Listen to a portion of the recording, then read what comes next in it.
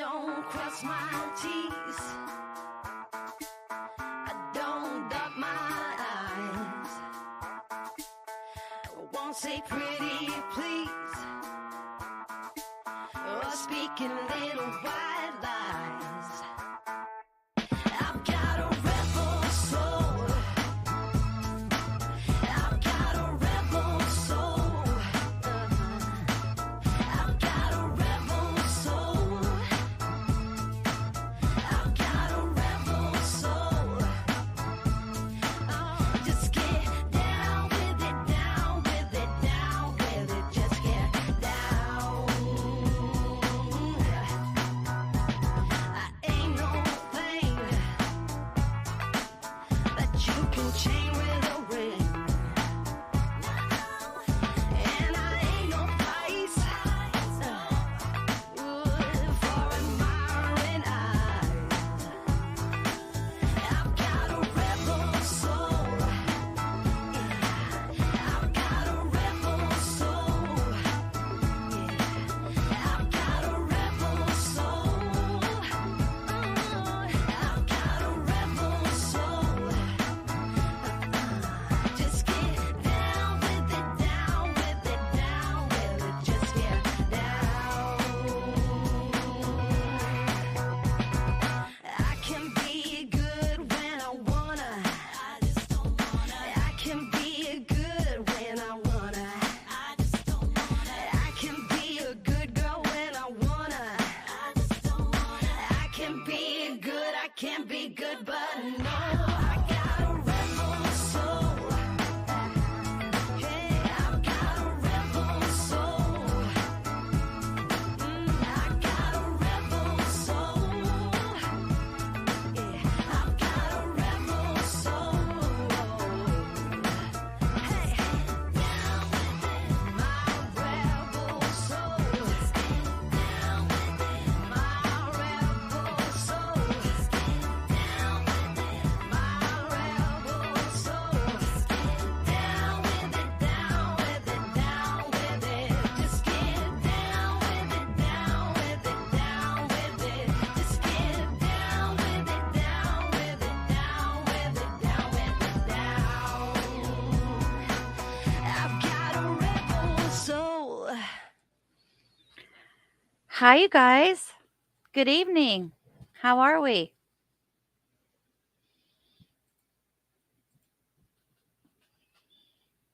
Thanks for coming in. I know it's been a minute.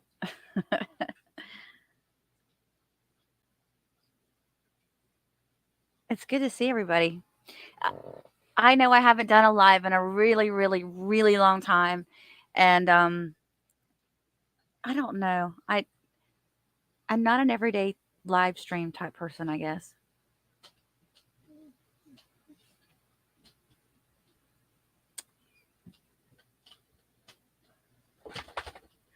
There's so much going on. There's so many trials. And like Amanda was saying last time, it's a good thing they did push Sarah Boone's stuff back because there's just too much going on right now.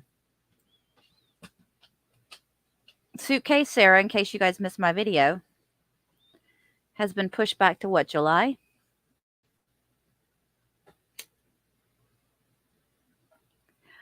I didn't, Steve. You know what? I didn't even. I had it up in the background. I'm listening to the West trial, and then I have on my other on my desktop, I've got the Stout trial playing, but I've got the sound down. But I could see what they were talking about and what they were doing. So when they went on break, I started watching a little bit, but I couldn't look at the pictures. I noticed that none of his family was in town or was in the courtroom when they did that. Can you imagine? Bless their hearts. All right. So let's get to why you guys are all here. I'm just, we were all waiting to see if this, what was going to come out because we all knew that she was throwing her own self under the bus, right? She's digging her own grave. It seems like there was a lot more of that than what we even realized, though, because apparently I just posted within the last hour, I posted the clips of when they're talking about the text messages that she sent to the police officer, the female police officer, and then the phone call that she had with her. So if you haven't had a chance to watch that, you can go back later maybe and watch that after this one. But it's just that small piece. I didn't want to do like, I'm not trying to do like I'm going to cover this case on this one anymore because I can't do two trials at once. But little things like that, if it's a good audio or a good video that we can throw out there every now and then, I'm going to do that. All right, so let's watch this now. I'm going to bring you up to speed as to when this happens in case you have not been watching. So they had the original interview with Al and LETECIA, which, excuse me, was done at Starbucks because LETECIA didn't want them coming to the house. That also I put up on my channel if you haven't seen it. And then they started having the phone calls and the text messaging between LETECIA and this other officer, and she was kind of basically saying, you know, why are you bothering me so much? Why are you on me? And she threatened to have an attorney. I started to say yada yada, yada yada yada. Oh goodness, I've been watching this too much. And so then the officer said, all right, well, if you're going to have an attorney, you know, if you don't have any other information to help us find Gannon, then we're good. We're done. So she moved on. And then they said, okay. And then within like a couple of days, this is where they came to this interview where she came into the police station. She did arrive 2 hours late.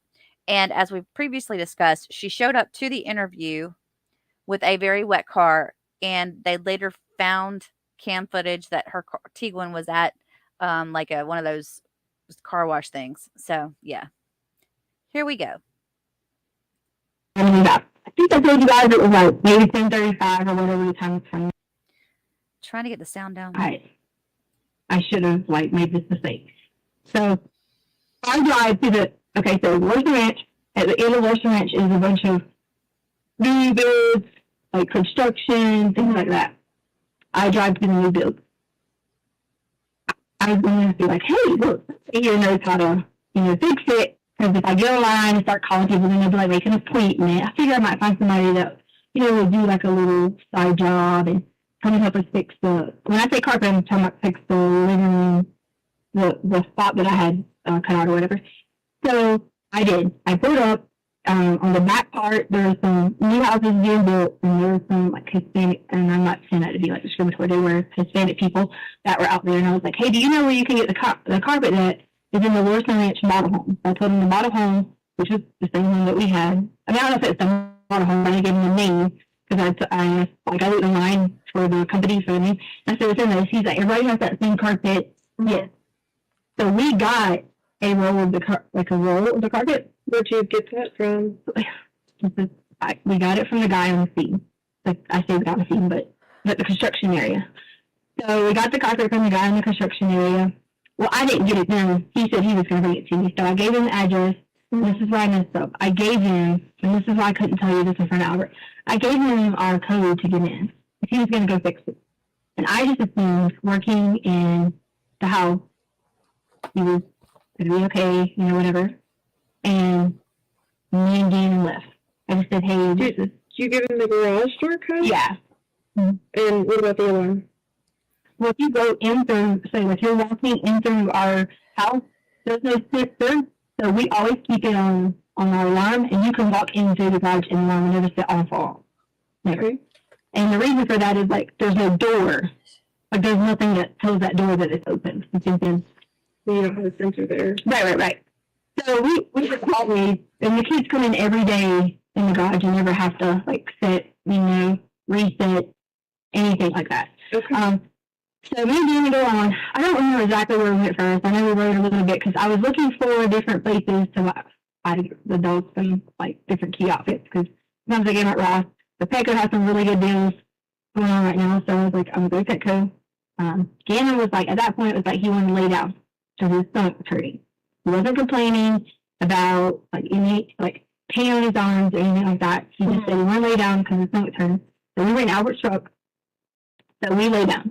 He laid down in the back of the truck. So he just laying down, whatever. I went to Petco. I can't remember if I went in the store beside Petco. I know we went some places around town, just different locations. What places did you go to? I know I went to Petco. I know I went to a gas station to get gas. Which Petco did you go to? The one at, is it Nevada and something? Okay. I don't really It's like It is nice. It's a nice area. That's the area I basically was in for. I wasn't on that long for most of the time frame. That was the area that I was in, and then I made the wrong. When you're coming back and it tells you go this way, I made the wrong exit. Like I got in the wrong one, so I went back. I guess that was I went back. I went north a little bit before I turned around to come back because I made the wrong one. So I get back and let's see, I can't. Did we go eat at that time? Look, I didn't get anything to eat. Maybe I just got Starbucks. I can look at my credit card or something like that. See if you want to look and see what I spent that day. You want to look? No, eventually, yes. Okay, that would be helpful. Okay, so I don't remember what happened. Then I realized I had to go back to Petco. That's why we turned around and came back because I started off. I bought 2 outfits, maybe 1 or 2, and then I came back in Petco and I got the rest of the outfits that were on there because I was like, oh, I'll go 2 more for this price. So I did go back to Petco twice. So I'm sure you know. In between, did you go? Let's see, we left at 10 something. You know, it's like a 30-minute drive from Lorson Ranch. Mm-hmm. So if I got there, got gas, got Starbucks, maybe I was there at 11-ish. I don't want to say time. Because, So you go to Petco the first time, and then how long in between the first visit and the second visit to Petco? Can I give you that, like, looking up? A guesstimate or Maybe an hour? maybe no? Do you have like any tracker apps or anything on your phone? Because I know, like, for me, I have that Life 360, and Let me just show you. Okay. it'll tell me, you know, how short trips are. It'll even tell me if I walk somewhere. It's freaking awesome. Okay. Yeah, I just get tracked by Google. I have Android phone, so it just tells me. My family was familiar on it, so Well, you know, I do that to Harley because, Harley, was the only child, and then her father was killed. So it's always like she and I, and like she was like really all I had until I got remarried or whatever. Mm-hmm. So I kind of like do maybe a little over board of stalking. Right now I'm like, all right, let's see. do you have the one with the subscription? I'm like trying to figure out if I should get that or not. I don't. She always says something about purchasing it. And she said it would help. If Like you the like, crash right, that's what she was saying. Yeah. And she was saying that it was kind of like how the Apple Watch would do if you had a crash detection, it would alert authorities. They'll say, yeah, okay, this is, I don't know if this is like a service thing, but it's on. I would say, I would say hour-ish because I'm a very indecisive person when it comes to like shopping. So I had to go back and make my mind up. I can read right here, but it's loading. I think maybe. Can I see it? Maybe it'll give me better reception. Yeah. Oh shoot. Give a password or something. I can put it in. No, I can do my finger. Okay, you guys, really quickly, I want to say something. Y'all,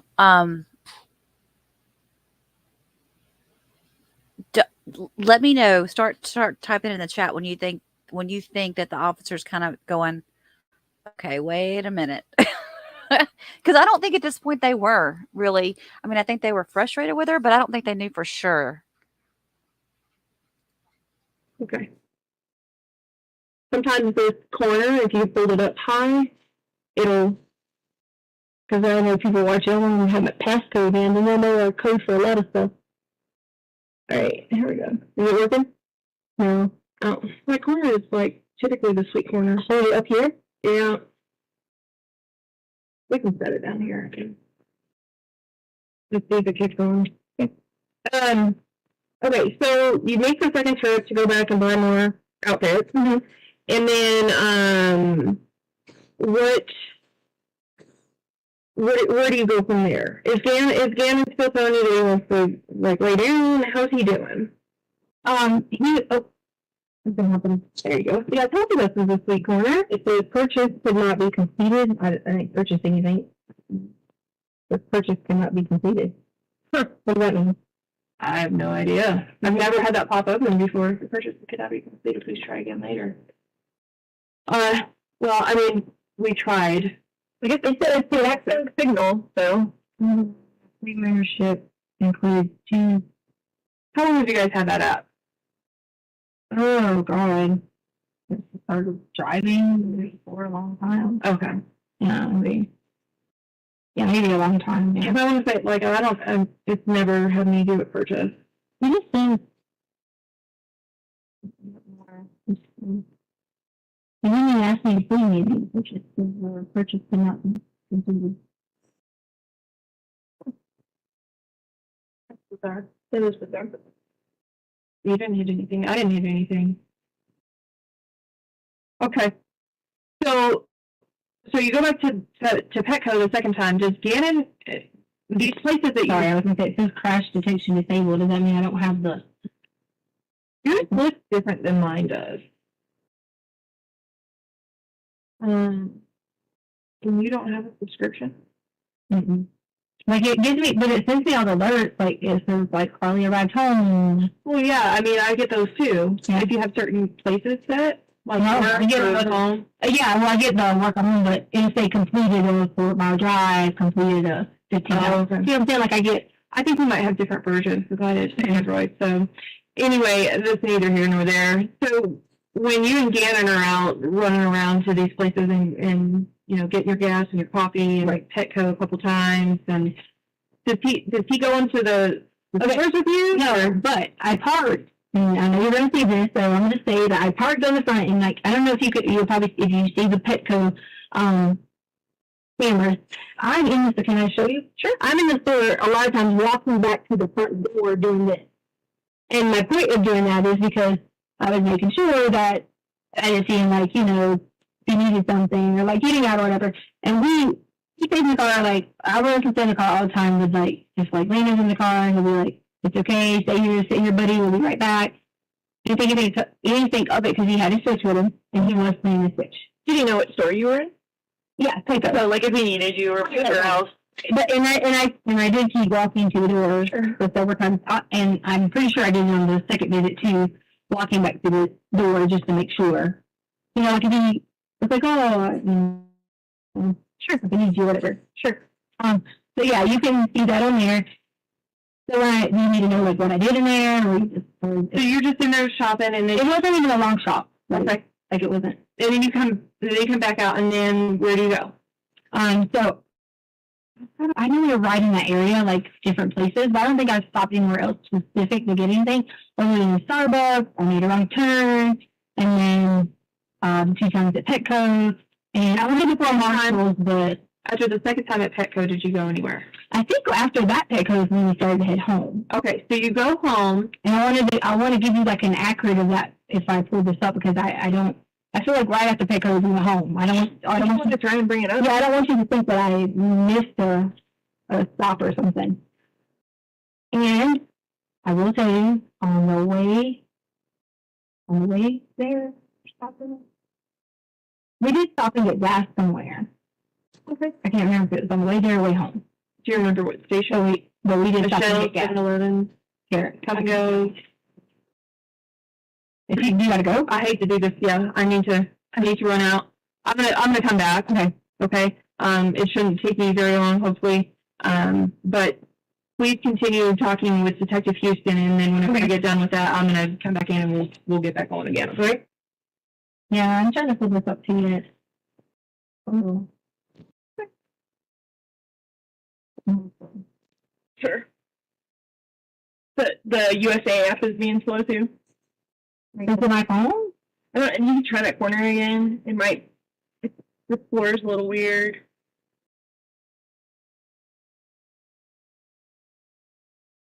So for you guys left Petco. Mm-hmm. So did you buy something there that time or? The second time, yes. Okay. And I know she kept asking me about what was he doing, what was he, whatever, blah, blah, blah, blah. So I'm going to say this about getting back. Okay. So everyone has been, about this whole thing about camera footage and this happened because we didn't see this or didn't see this. So I'm very sorry. What do you mean, everyone? So, my whole family is being harassed. My mom is being threatened to be killed. My daughter is being stalked. I fight took me a while to get here because I had to put some safety measures in for her own well-being. Okay.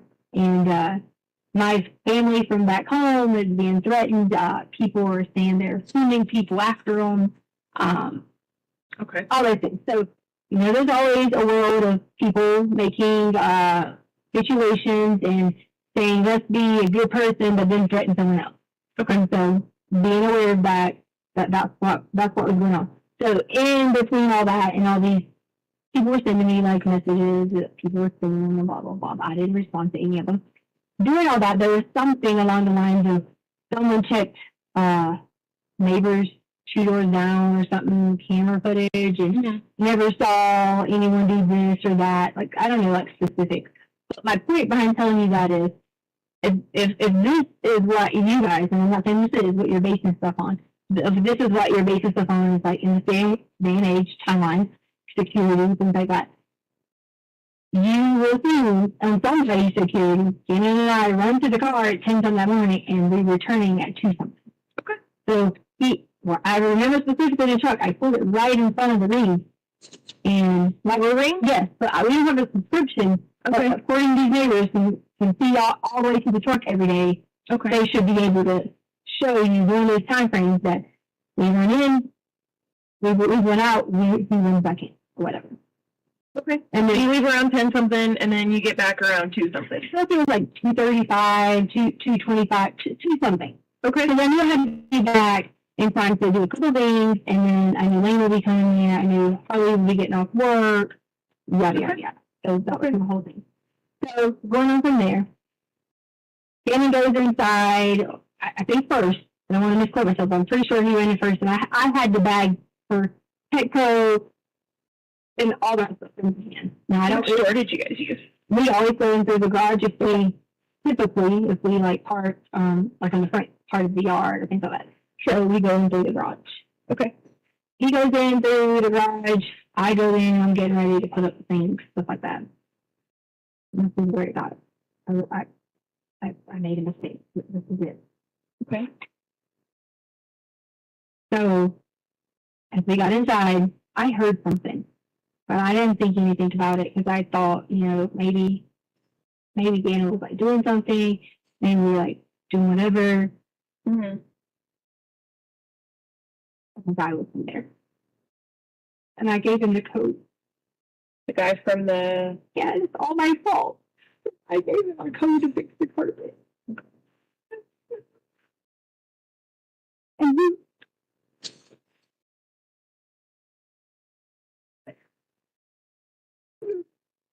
he was inside. I noticed when I had like walked in and I saw our we have like a little bookshelf thingy. I keep my shades in there too, but we also have like our guns and stuff. I saw it was open, but in my mind I thought maybe I left my shades or whatever.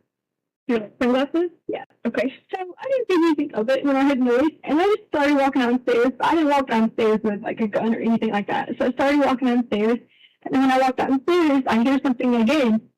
Well, at that point in time, Jenny was on the sofa, and I saw him, and I heard something again, and I walked on around to where so Jenny's room is here, and then there's a storage closet here. Okay. And I heard something, and so I walked to the storage closet to open the storage closet, and when I did it, and he was standing in there, and he had his gloves. In the storage closet? Yes. Okay. He had one of those. Okay. Okay. And then he just knocked me down and like tore his skin through. And he was hitting on me, and it was like hard, like on the ground. And he was trying to rape me, and I just told her. I said, I have to tell you about it. Okay. And like, from there on was like in a blur. I was trying so hard because Danny had a table in his room, and I went back and hit my head on it.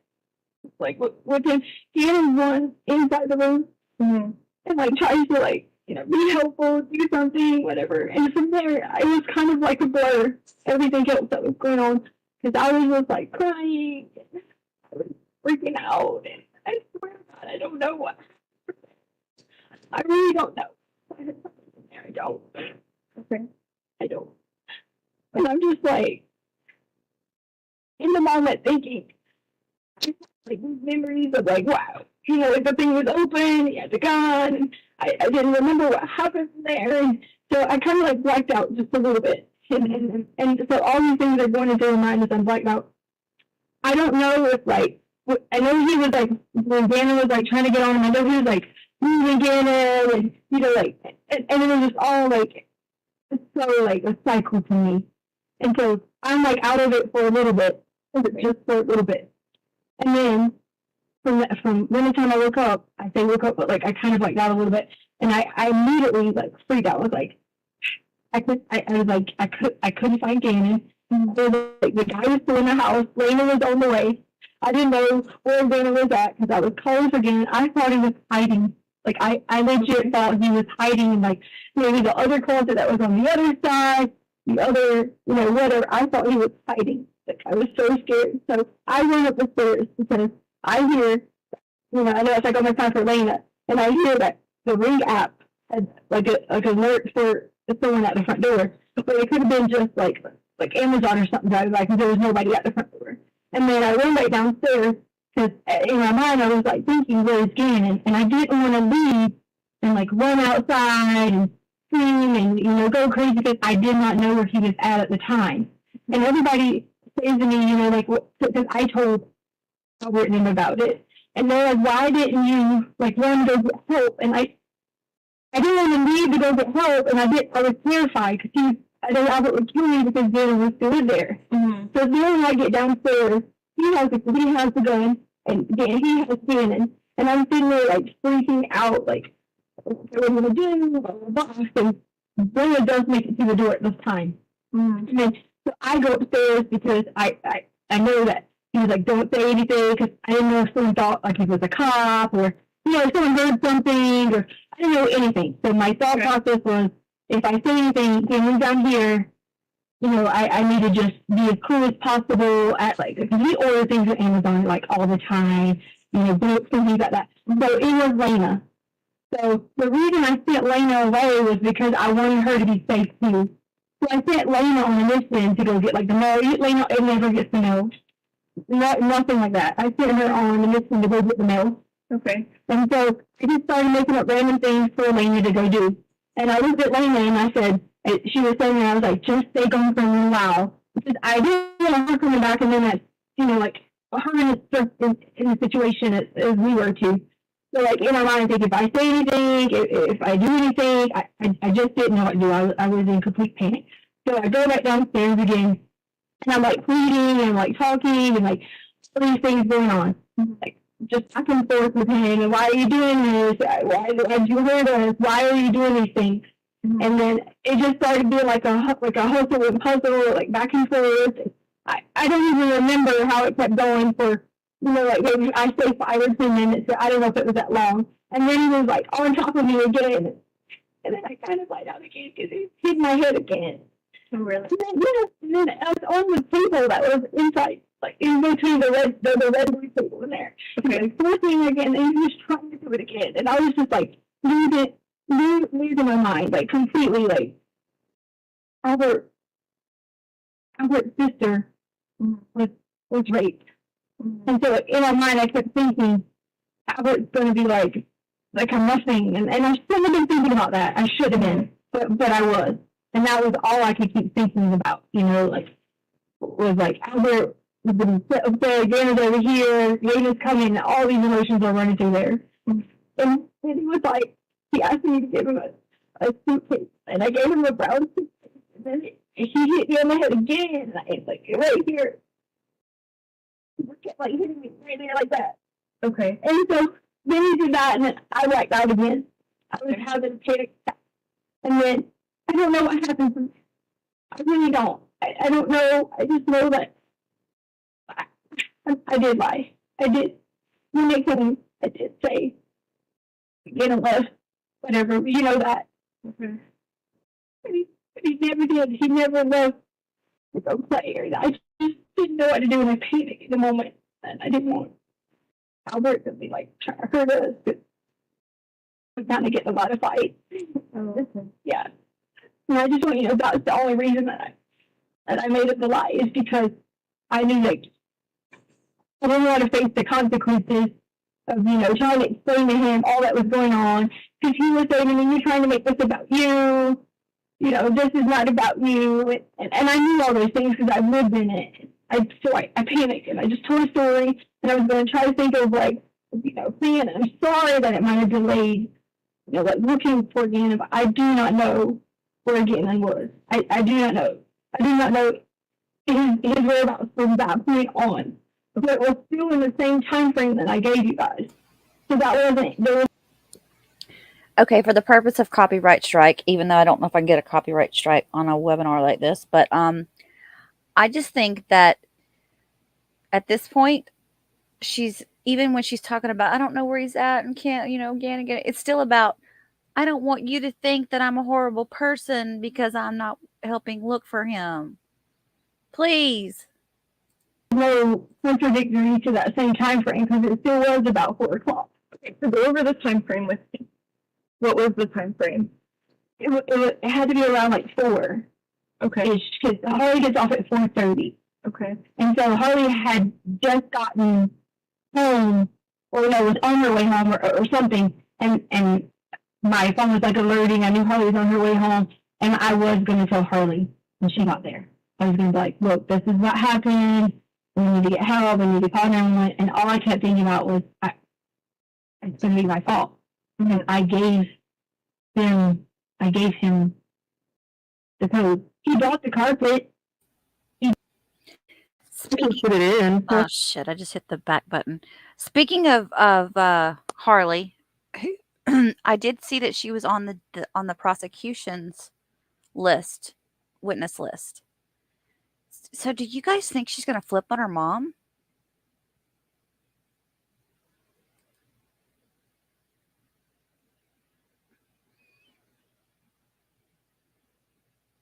On the thing, I wrote it up.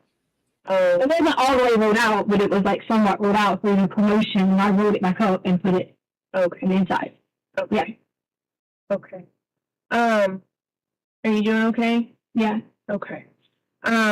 So the time frame is that 4 o'clock is whenever. I don't want to tell you exactly 4. I don't like saying that because about 4 o'clock was whenever. Yeah. We can say about. Okay. Okay. And then what happened after that? So did Lane come home? Or? Lane's still out and about, Harley's home, comes home or whatever. I'm pacing the house, trying to think of a plan of what do I do? And I should have immediately gotten on the phone, whatever. But all I kept thinking about was it's all my fault. It's my fault because I was going to say to me, you gave some stranger access to our home. This is all on you. And in my mind, I thought I could fix it. In my mind, I thought I could fix this. And I don't know why I thought that. That was horrible decision-making problem. But it also was in a very emotional state that in normal situations, people can say all they want. I will call, I would do this, I would do this. But if you're not in the situation, everybody handles things differently. Sure. And I was making an irrational decision in a panic situation when I should have immediately been an educator, being all these things. It should have been one of those things that was immediate, know how to answer. And you might think, this girl's going to be one of those flight attendants. She's got to be able to think fast. It was not that easy in the moment because my mind was in so many directions that I could fix it. I literally thought I was going to fix it. Sure. She keeps mentioning how well educated she is. She's mentioned it in the judge's letters that she wrote him. She talks about it here. She's actually mentions it a couple of times here. And my thought is that because she's at home taking care of somebody else's kids, that is the key to all of this. It's all about her. What's the word? She's angry. She's resentful. She doesn't feel like she's doing what she wants to do. She's stuck. And that was where it went from there. So I was going to tell Harley. I didn't tell Harley. I paced around the situation and was thinking, okay, if I don't have any kind of information, if I don't have a plan in my brain by a certain time, that's when I'm going to call authority. Okay. And so that's how So you had like predetermined a time that you were going to call if you hadn't figured it I didn't come out? up with a specific time, but in my brain I kept saying, okay, I got to act soon. But I knew that, I'm like thinking by 6:30, like I need to make a good decision because what am I going to tell the girls? Because they're going to be like, like where's Gannon? Like because we were going to all go eat sushi. So that was where that time frame would have been like, what do I supposed to do? Go get in the car and be like, Gannon's like, well, listen, I couldn't keep going on and on with the irrational decision of not calling 911. Okay. And I had to stop the decision. So what happened? So tell me what happened as it went on. So I called 911. Okay. And they said, hey, sorry, this is not an emergency. You have to call this other line. Okay. So I called the other line, and it was a 4-hour wait for them to get there. Okay. So 4 hours later, they came. I'm still in a panic set. I'm like, these people are, nothing I say is going to solve this situation. So I did say that it was at this time. Again, I knew it's a very rational decision because it could have been more helpful to be honest and say, this is the description, here's what you're looking for, instead of like the situation being like, he was gone. Mm-hmm. And that was horrible. I should have done that because I panicked. Okay. And you make a decision. Okay. And so from then on, that's when you guys came. They came through, asked me questions. They searched the house, every room, flashlight, whatever. They went outside in the garage. They searched my car, blah, blah, blah, blah. Okay. And was Harley there at this time? When they did the searches? Mm-hmm. Yes. Okay. Yeah. Because it took like 4 hours. So it was like later in the night that this had happened. Okay.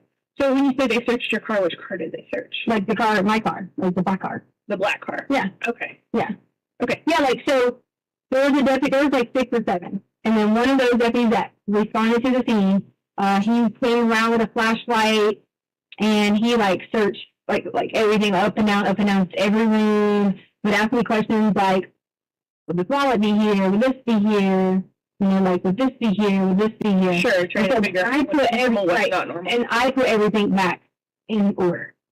I told you I moved the carpet, I fixed the situation because I was being stupid. And I should have told them what had really happened. Okay. And so he went through everything. He went through the outside. He went through the car. He went through the trunk. He went through everything. Like he actually got into the car? He wanted my ID.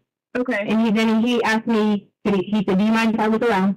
He went in the garage. He opened my car. In fact, he left my car to open because the next morning the back door was open. Oh, really? Yeah. So he went in the car doors.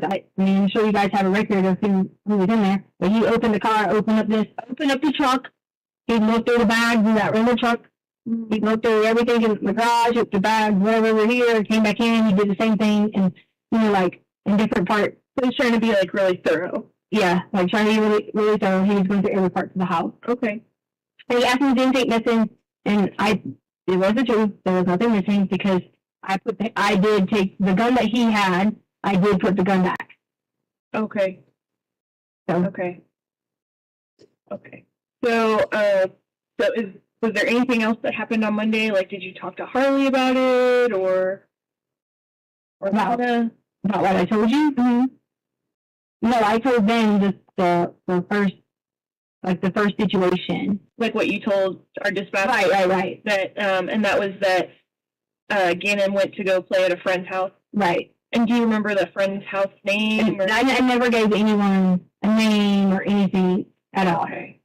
And also too, I didn't want to leave out any key points or whatever. Sure. I had my headphones on because when I was upstairs when it all started, I had my headphones on, so my headphones were still on through the whole thing.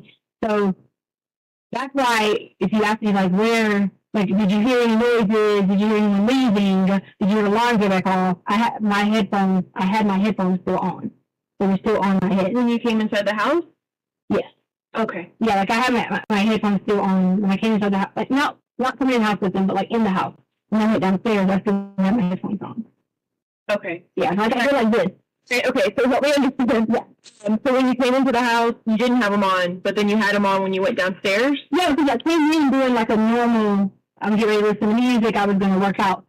Oh, okay. So I was like, you know, you like moving back and forth. What kind do you have? Like I have Beats audio. Like the ones that go over, or Yeah. like they come in? Yeah, the ones that like look at like they kind of like smash your head, you know, whatever. Yeah, so I always have to. Like Yeah, I always have on to. your head. I always have to like move them, you know, like back and forth and stuff like that. Okay. And that's what I was doing, like, moving when I was like, do I hear something? You know, because it's kind of like I heard something, but I wasn't sure that I heard something at all. And that's when I started went upstairs. Okay. And are they like noise canceling or anything like that, or ambient sound, or do they just do like play regular music? I mean, I think they would be voice canceling, right? Because that would be, I don't know. I think you can get them either way. that would be Beats. I'm not sure. I think you can get them either way. So I didn't know if you knew.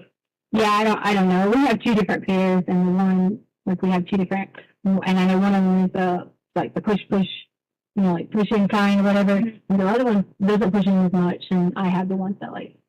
So that You might. have two different pairs. No, one. Well, Albert, I'm saying like we have two. The family. Yeah. Okay. So which ones were you wearing? Mine. Okay. Which color are those? I feel like they're like a little gold or maybe like a matte gold or Okay. And what color are Albert? black and red, I think. Okay. I think. Okay. We just want to make sure Yeah. that, you know, like if we see them or whatever again, then we know which ones are yours Yeah, and which yeah, ones are his. So that it's like, you know, if you said that that your head got hit and stuff like that, and we'll go back to that Right. a little bit, but maybe if he like touched them or something like that, then we want to make sure that we get the right ones. Right. So was there anything else that happened Monday, like after the deputies left or anything like that? No, so I went out to my car that morning because I knew that Albert was going to fly in or whatever, and so the normal like routine, you know, like I got up, whatever. I got in my car and I realized that the guy had left the back door open, and then so I was like, oh, my car might not crank, and I, you know, drive out and I drive down the street because I was going to drive my car, blah blah blah, to pick it up. And I decided to come back because it was too early and flight wasn't coming in until 8:53. Okay. And I was going to like, honestly, just drive. I had to think in my brain, you know, I was like, this is the best thing. But I didn't. I just drove down the street, came back. And that was in your black car? Mm-hmm. Okay. And then you ended up picking him up later? Yeah. And you took your black car to do that? No, so, well, yes. So what happened is I took my black car, but I sent him a message earlier and I said, hey, is it okay if we get a rental car? Okay. And he said, yes.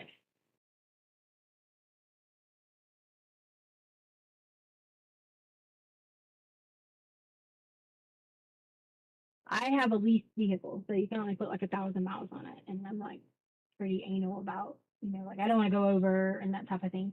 Okay. So his car is very expensive on gas. So I was going to get I did get a little economy car, and I knew we'd be driving around everywhere.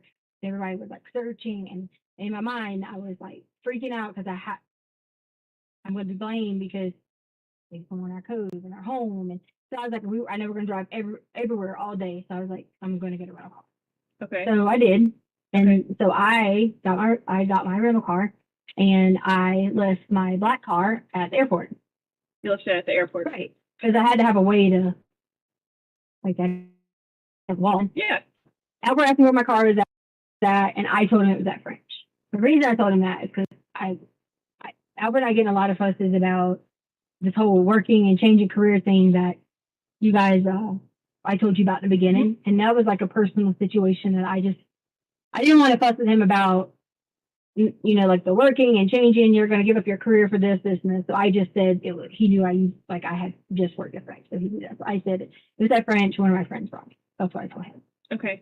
So that's why he thought it was at French, but it was my way of, so he thought that I wanted him, he knew I had to go get my stuff from French because I'd stopped working there. So, and that's kind of, I wanted it to go with the story because I wasn't ready yet to tell him I wasn't returning at all to education. It just wasn't. Okay, so he doesn't know that yet. Well, he knows that like I'm a bit of flight attendant, and oh, never mind, I can't do it because I've been back and forth. You're gonna go from making I make like 60 grand to, I think they make like $18 to $20 an hour, but you can only do so many things like reserve shifts. You got my crash pads. So I'm back and forth on something I really want to do and the money. So Okay. I went back and forth with him on that, and that was just one of those things where I just wasn't prepared to be like, oh, you're gonna be a teacher again. Oh, you're gonna do this again. Oh, you're back at the school again. Blah blah blah. You know. Okay. So you're So- back at subbing again. So So you drove to the airport in your black car. Mhm. Okay. What time did you do that?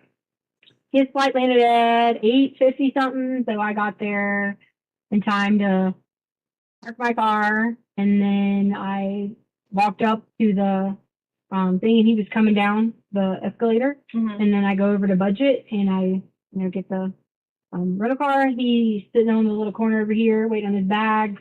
We walk out, we get the car. Okay. And so where did you park your car at the airport? Do you remember? In the short term parking, maybe about like a middle. Okay. It's a long, like the short term of thing. It goes from, you got the rental cars, the section here, section, so it went to like the farther section and maybe like over here. Okay. Okay. And then, so you're in your black car this morning. Right. Okay. Because I had to turn the rental car back in. Okay. Right. Okay. So you picked your car up this morning? No. So I took the rental car back last night because I didn't know what time situation, he's upset with me for not telling you guys first, so that, it could have been a quicker search or whatever the case may be. So I didn't know, like, I thought we were going to have to stay, like in a hotel or something. Mm-hmm. So I parked my car. My Harley picked me up because I was going to get a room at the hotel. Okay. And so I thought you guys knew that because it was sheriff's there this morning. So. Well, people are working different pieces, Yeah. and so I just want to make sure that while we're talking that I have all of the information, Right. So if I ask you something that you feel like has already been covered before, I'm not trying to be a brat or anything like that. I Yeah. just want to make sure we have everything, we're all on the same Right. page with everything. Okay. So you drove the rental car back last night, early this morning. No, it was last night. It wasn't that late. Oh, okay. Yeah. And then Harley picked you up, Mm-hmm. and you left your car at the airport still? No. Okay. So I drove the rental car back, Mm-hmm. got in my car, Okay. left. Okay. Okay. So I didn't have anywhere to go because they're fussing at me and people were in, everything's going on in the searches and things like that. So I just, basically, I didn't really have anywhere to go, and some of my stuff was at home, so I didn't have a car dash. I didn't have anything like that. So I was basically like just, like going somewhere parking, like trying to stay warm because it got a little bit cold or whatever. Sure. So finally, I was gave in and was like, Albert, look, and he was like, I need you to tell me the truth. And that's when I started messaging her that, hey, Wood, I'm gonna come home and I'm sorry. I'll tell you exactly what happened. It's all my fault because I should have let everyone know that I gave someone the code and I tried to replace the code. So at that point, I left my car at the hotel, which was near Harley's work. Okay. And Albert was like, you guys coming? And I said, yes, we're on our way. I leave my car at the hotel the entire night and leaving Harley's car. We stay at home tonight, last night, and then I come back with Harley when she came to work this morning, and I walk over to the hotel. Okay. So had you gone and gotten a hotel room and then changed your mind and decided to stay home? No, Parked your car? No, I parked my car because I was going to get a hotel. And Okay. my thought process was if we got in Harley's car and went home, and I didn't want people like his ex-wife is there, I didn't want people like, the domestic type situations like going on, Okay. just me, myself against, like her family and that type of thing. So my plan was we'll just come back here and stay at the hotel if we have to. Sure. So that was the whole point of me leaving my car there. Okay. Okay. Do you remember which hotel it was? Yes, it's the IHG, the Holiday Inn that was right there. Holiday Inn? Yeah, and again, that's where the police were at all morning, where my car was at. We were? Yeah. Okay. I mean, it could have been something separate, but I just assumed because when I got in my car to pick it up, I'm just like, hey, work at the one at Center Point. Center Point? Mhm. So over by like the movie theater and stuff like that? Okay. And it was sheriff cars or CSPD cars? El Paso, whatever white and maybe green, maybe white and something. Okay. I just assumed they were there because you guys think my car was there, but I parked it there because we only drove one car in case we came back. We had Okay. to stay at the hotel, so Okay. but yeah, it was parked there. Okay. And then I picked it back up this morning. So Picked it back up this morning, yeah. and then you came here, or Yeah. did you go anywhere first? No, I was just driving around because I was on the phone trying to figure out situations for like my mom was getting, like I told you, was getting all those messages. So I wanted to like talk to them because they were freaking out and I hadn't been able to talk to them in the last 24 hours. So at that point, my mom was like really worried that I hadn't told her why are these people, you know, in her death threat, you know, and so at that point in time, I had to make that decision to focus on making sure my mom knew, like, hey, listen, don't respond to, you know, anything people say, you know, and that type of thing. So I just have one question. I know, like, and it was probably really frustrating. I know your husband was upset and stuff like that too. Like we took a long time to get out there for, I guess we were under the impression that it was a runaway or whatever. Right. So it took longer. You know, in her death threat, you know, and so at that point in time, I had to make that decision to focus on making sure my mom knew, like, hey, listen, don't respond to, you know, anything people say, you know, and that type of thing. So I just have one question. I know, like, and it was probably really frustrating. I know your husband was upset and stuff like that too. Like we took a long time to get out there for, I guess we were under the impression that it was a runaway or whatever. You guys need a break from her?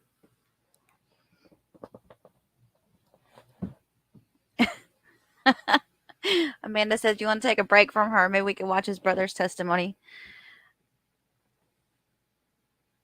Okay, let's do a poll. Who wants to watch the brother's testimony and who wants to continue listening to this?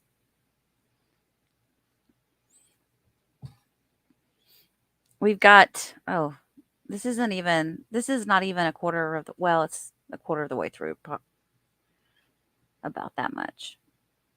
I'm just saying if. Well, I don't want to do let's continue. You want to watch the brother? We could jump over to the brother, and then I'll tell you what, I've got to come back and finish this out. So let me leave this. Mel says this. Mel's hiding in the background. So one time she speaks up. Okay, let me finish this then, because I do have this on the thumbnail and everything. No, I know, Amanda, but I think it's a good idea though, because she's exhausting.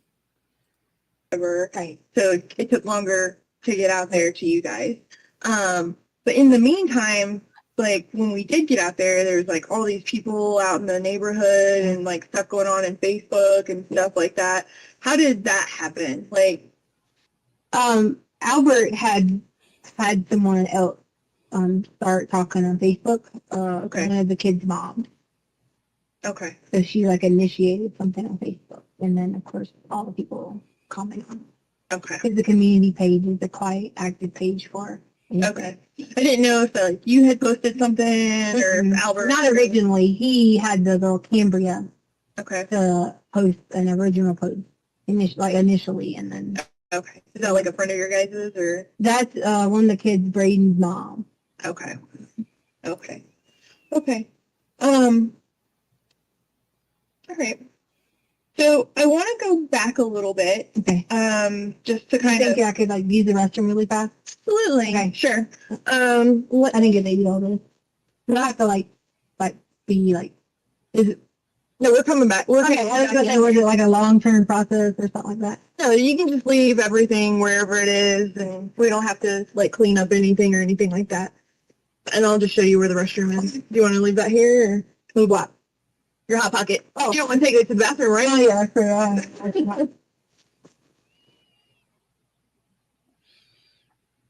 Put my toaster on it.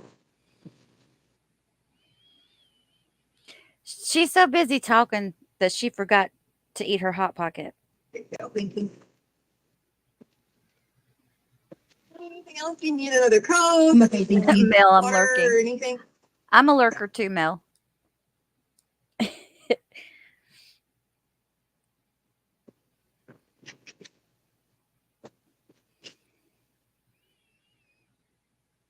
Is this where she called? I think she calls Harley here. Don't y'all think it was Harley that she called?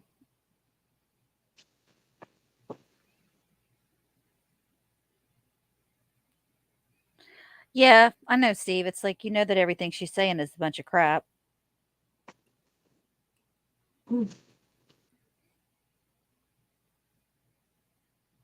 Well, like Bridget said, there's a little bit of truth in between it all somewhere.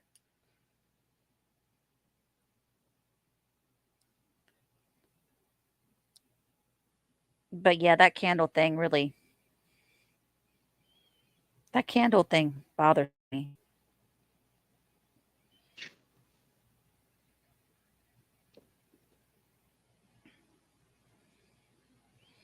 Wonder how many people are watching her behind that mirror. Or I bet there's a mirror on the left side of the screen of the room.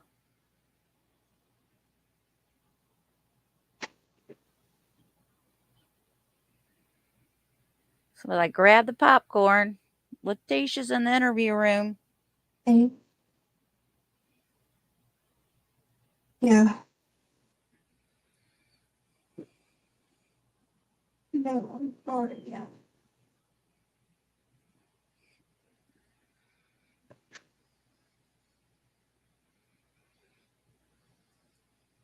I know. I can't go to lose his job. If he loses his job, I don't know. I don't like it wouldn't work out that well.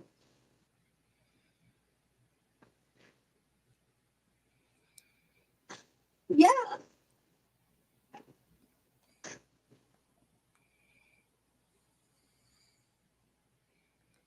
I know. I'm not gonna do that because Albert will lose his job. Okay. All right. Let me do. Sorry, I didn't know you were on the phone. It's okay. Sorry, you know, a little caffeine. Oh. Okay. So I just want to back up with you.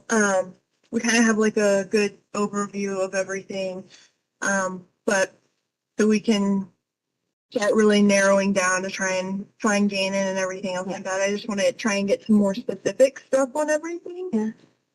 So I did write some stuff down. Okay. So, um, So going back to the just a little bit to the fire part, you said that Gannon had some stuff on his arms. What part of his arms was that? Like I don't remember, like the inner area.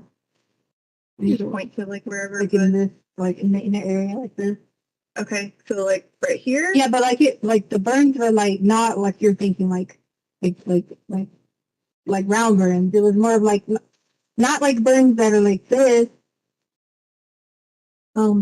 Right here. It was more of not necessarily burns, but like a little bit like skin, like it was like skin peeling, like in lots. Okay. Yeah. Okay. And so that was like on his left arm, his right arm.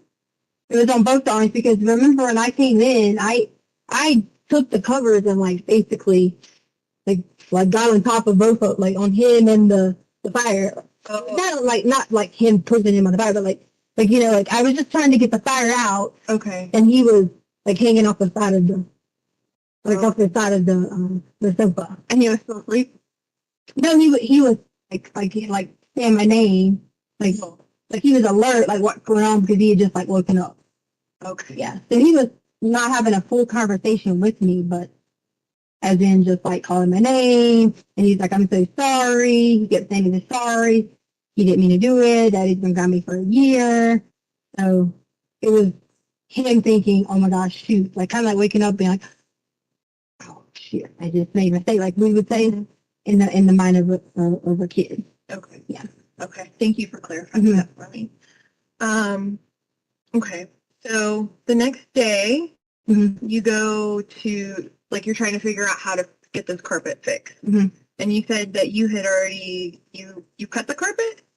I cut the carpet. Okay. Yeah. What did you use to cut the carpet? I had Albert has like these tools that are like wood woodworking tools like chisels and I don't know the specific name of the ones, but they're like a little saw things. And I just like took the carpet and did like this. Okay. Okay. I mean, I didn't necessarily saw it, but I just kind of was like, they're very sharp tools. He has a lot of woodworking tools and stuff in the garage. So I just took one of those things, got like a handle, and What color? You know, like he is. because I tried with a box cutter, Uh-huh. but I couldn't, like it wasn't like deep enough to like really pull whatever. Okay. Yeah. Okay. Yeah, because I tried a couple times with a box cutter until it kind of like started the process, but then I had to get like a stronger object or whatever Okay. to do it. Okay, sure. So you cut the carpet, Mm-hmm. and then you guys are gonna go try to figure out how to like get this fixed or whatever else. So you said that you went over to like where some new construction is. Mhm. Do you remember? Can you tell me more about that? I'm not familiar with the area. I mean, I could if you want me to drive you there, and like or whatever. I don't know. Like they give you street names if that's what you're asking. Sure, that's fine. But can you just describe it for me a little bit better? Okay, so like the school, there's the school in the back, and so there's a bunch of new buildings Okay. that are in the area right near the school. Okay. Sure. Yeah. Okay. Do you remember like when you went to the new builds and stuff like that? Was it like the first house in, or like 12 houses in, or Yeah, I was how just far in did you have to there go? was a couple. But I'd rather just go show you because you're going to quote me on me telling you an estimate of the number, and I don't think that's fair to me. So I can give you an accurate description of which house it was. Okay. Well, for now, let's go with what you kind of remember. Like, do you remember? Did you have to drive far in there, or just a short distance, I don't know what you mean by like far in there. like into where the new builds are? So there's no, they're all like you just go around. It's like in loops. Okay. So I don't know what you're asking. Okay. So far. Sure. I mean, I could show you. I just don't know your terms of distance that you're asking me. Like, Okay. Well, I guess like so. You're saying that they're like in a loop or whatever. no, the whole area is in like there's loops, there's streets, there's Okay. you know like different sections of the new build. Okay. Yeah, so there's like I can show you because you're going to quote me on me giving you hand motions and things like that, and that's not fair to me being on a conversation. That's just not fair. And I'm sure if I had a attorney here, he would say we're going to go show instead of just Okay. giving you something that would be an estimate. So you went to the new build, Mm-hmm. and you found this guy and asked him about Yeah, his name was Eduardo. Eduardo. He said, or Eduardo. I don't know how to say the Spanish names right, but Eduardo, Okay. something like maybe I'm saying it wrong, but I heard Eduardo. With like a G. Yeah, Okay. but it might be a J if it's the Spanish. I'm not sure how they Okay. do it, but I'm not Spanish, but Eduardo. So he said he told you that was his name.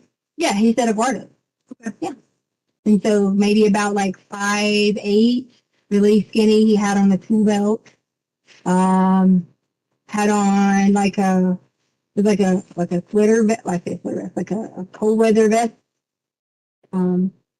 I think it was red. Not really. I don't really remember exactly, but he did have blue jeans on, and he had on the the combat boots or whatever. I'm assuming in my mind that this was just this was somebody who was he looked like he was like a legit worker. There was people, like on the houses. There was people working in different areas, so I didn't think it was Sure. that he was a legit, not necessarily a contractor, but someone that was going to be able to. Someone knowledgeable to Right. be able to. Yeah. Right. And I didn't explain to him what had happened. Like I didn't say, okay, this happened. I said, we need a piece of carpet. You have the carpet that for this model of home. Okay. And what did he say?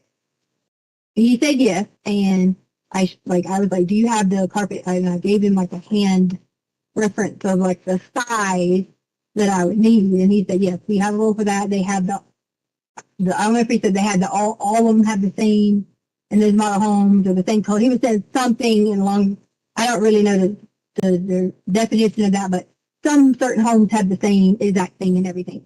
Okay. You know what I mean? Like, might have the same 4 in 1, the same, because a lot of the homes are the same every 5 houses or whatever. Right. So you Like they have like 3 or 4 houses that they build over and over and over again. right. Okay.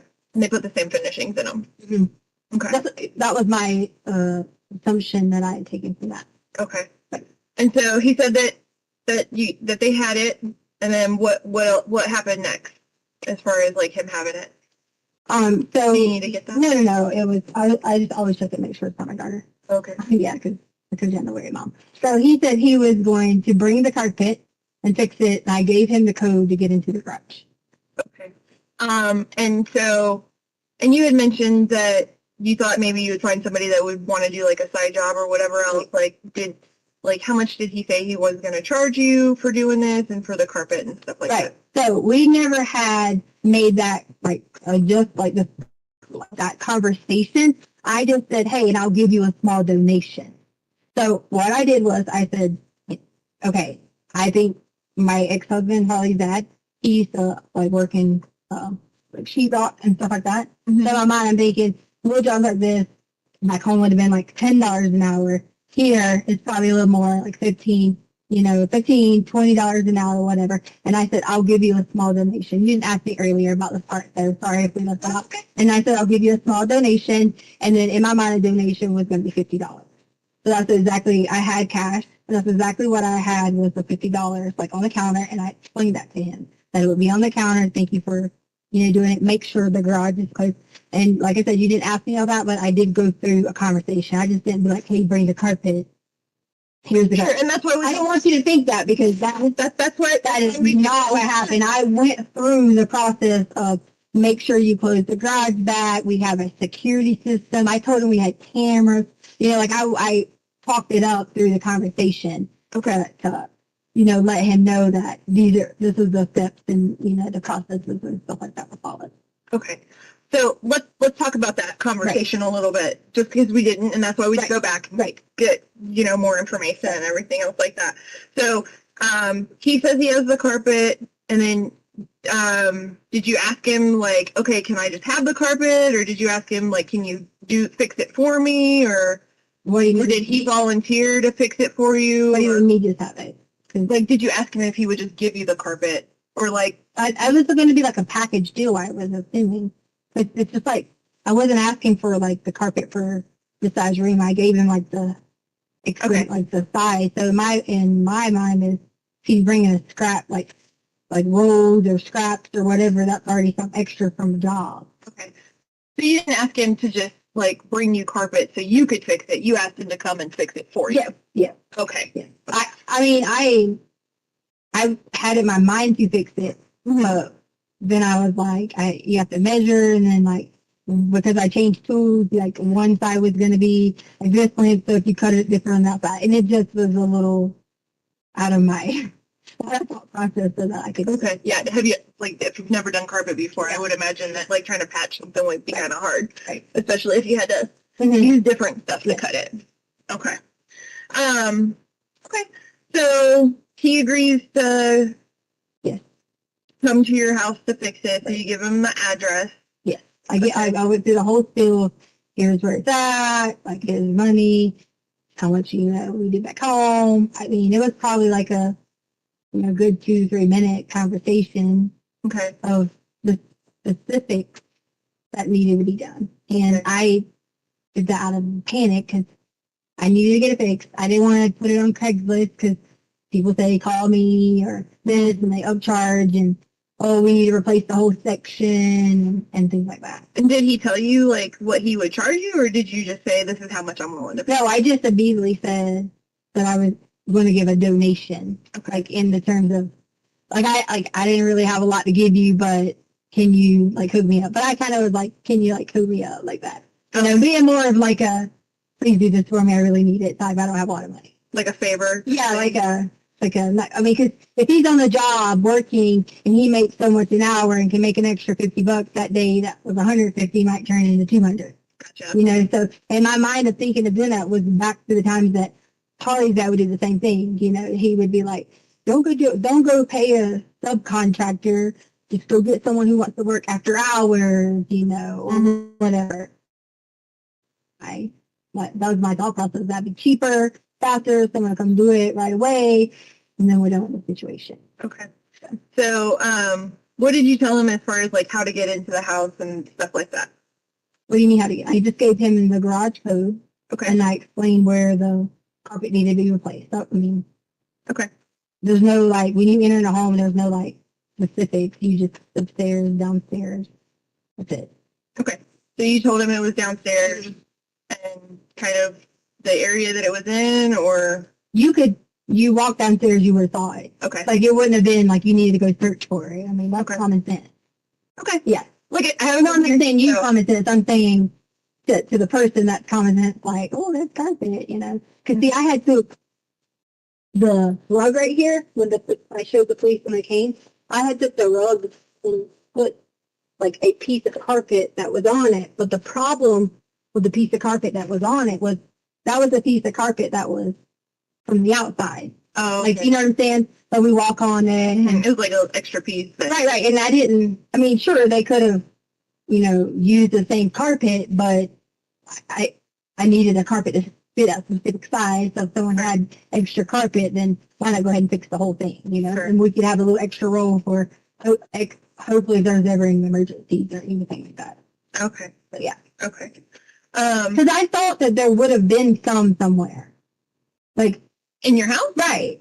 Okay. Because, like sometimes, I knew when we had our home, we sold it, we left our square, what are they called? The hardwood floors.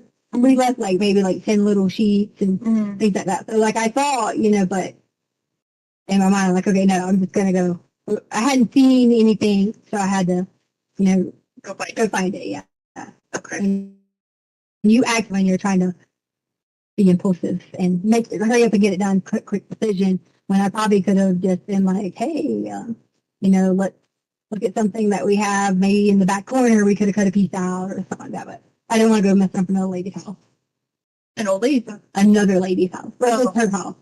Like the renter, like the owner, we rent from them. Okay, so you Yeah, rent. yeah, Okay. yeah. I thought you guys owned. No. My bad. Okay. So so you left, so you went there, you said that he was about 5'8". Yeah. Okay. What color hair did he I have? say 5. My husband's 6, but just a little bit shorter, skinny, dark hair like mine. You might think I'm Hispanic, so I'm really brown in the summer, but He wasn't here too. You're Hispanic. I know, but people always think that. So skin complexion was a lot darker than mine. Okay. So, I don't know if you want me to give you a for skin complexion thing, but I would say middle to tannish Okay. color.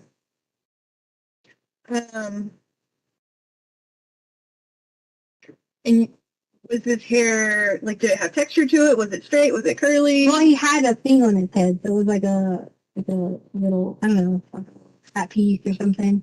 And it was just, I can't tell you a hairstyle because he had a little brown strap thing around it, but it was just almost jet black hair. Okay. But it wasn't long. Okay. And then, what was his face shape like?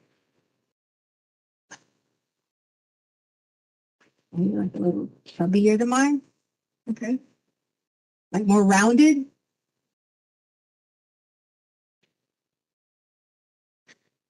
Was there anything about his face that stands out that would help us be able to find him? That would we be able to be like, that's the guy right there? Did he have? Well, I was noticing there was or- some bad saying, but maybe a little bit of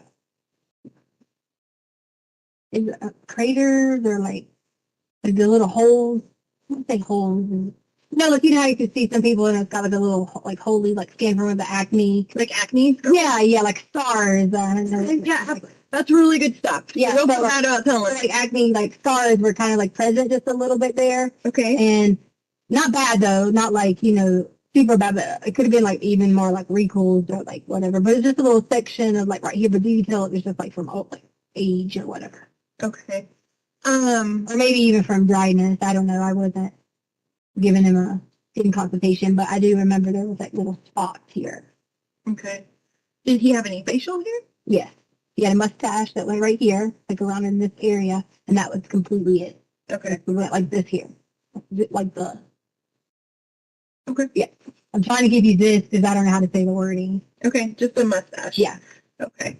And you said his hair was like jet black. Mhm. Do you remember like could you tell approximately how long it was? For his hair? Like, was it long, short? Yeah, I just told you that. I just said it wasn't long. It was the belt like barely fit around it and like flat, like like little flat pieces here. Mm-hmm. So, not bald, but not long. Nothing was hanging on the shoulders or anything like that. But it wasn't like a military cut or anything like that. Yeah, no, not a military cut or anything else. Okay. So kind of like medium length. Mhm. Okay. And then how old do you think he was? I would say easily late 30s, early 40s. Okay. But and based upon me thinking that too about the facial structure, you know how you can look at some people's skin and the lacticity or whatever it is different. Like those little, you could tell that had been there for a while. Okay. Almost like it was like I don't know if that's sunburn, but almost like you could just tell something had been.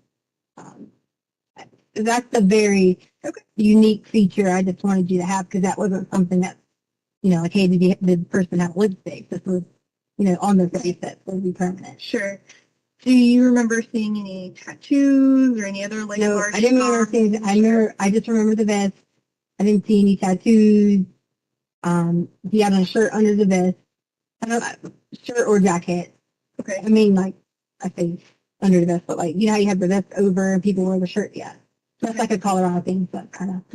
What color was the jacket? Do you remember? Or I just remember the red part because remember I told you earlier I was like I think it's red, but I was talking about the top layer. Yep. Yeah. So that the vest was red. Yeah. Yeah.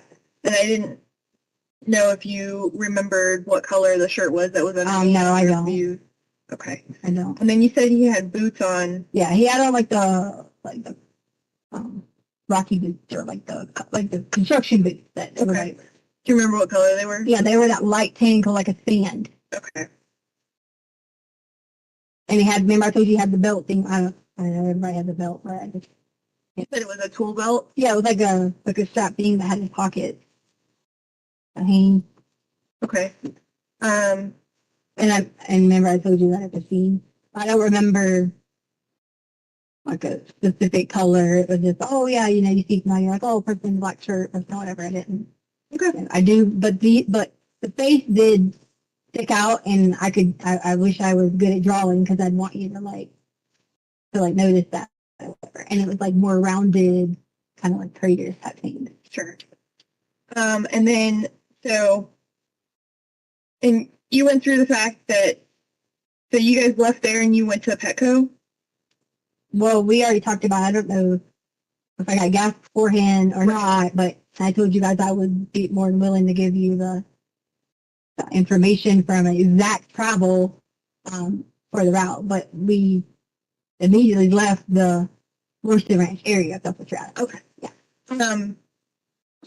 So you had said you were going to leave him the cash on the bar. Did you go back and put that there, or were you going to or had you left that there whenever you left? No, so we have, I always have everything that was in with all the notes and everything like that was in the drawer that sits on this side of the kitchen or whatever. Okay. I had cash put in there because I had gotten, I was playing the lottery, so I got cash back from the lottery, and I had already laid it out on the counter. My mindset was the reason I already laid it on the counter was not because I had it predetermined I was going to leave it out for a specific person. I already had it laid out on the counter because I was going to give that money to Harley until because Harley has been paying on the dog because Chance refinanced him. Okay. I say finance him, but she's paying him back or whatever, and we always give her a portion of Chance and a portion of her car payment.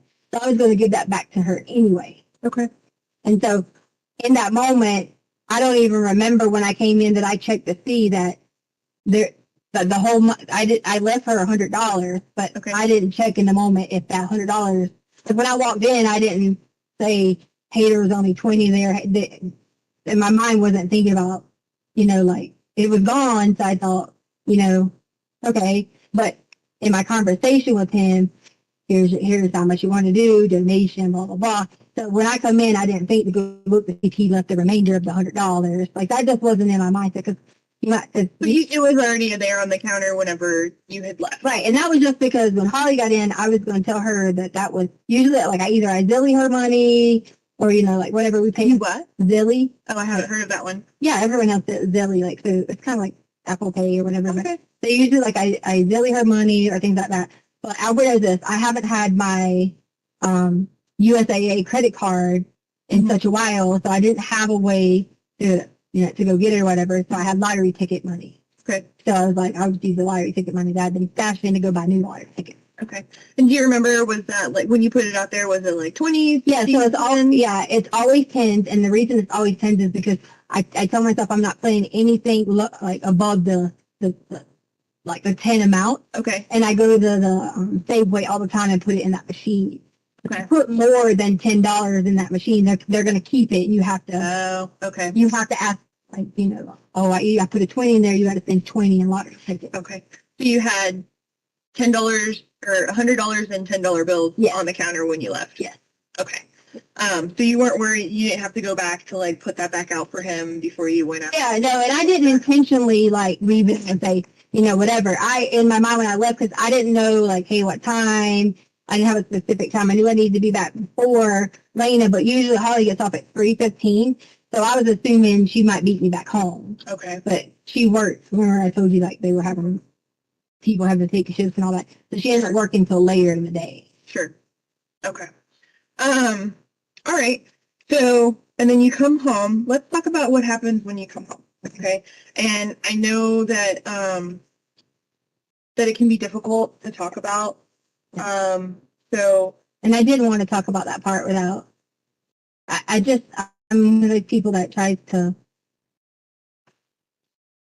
like not think that mental health is always an issue or like things like that. And in my mind, I was afraid of the whole like, oh, it's causes mental health problems, like that type of thing. So sure. Talking about it, I'm trying to like, I think if I'm like emotions, I'm trying to be the blocker to think that I'm not going to let that be a stigma that I'm going to have mental health problems because of this. So that's. No, and what I was going to say is because, I've been a special victims unit detective, and so I've had to investigate different types of assaults and sex assaults and stuff like that with adults and children. Right. And so I just kind of want to let you know, and this is,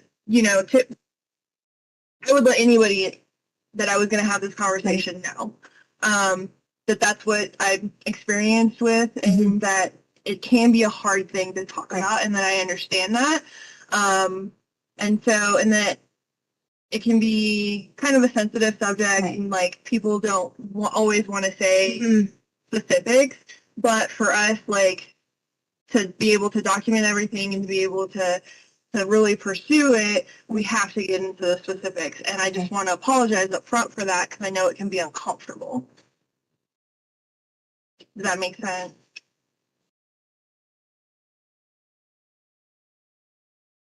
Are you okay?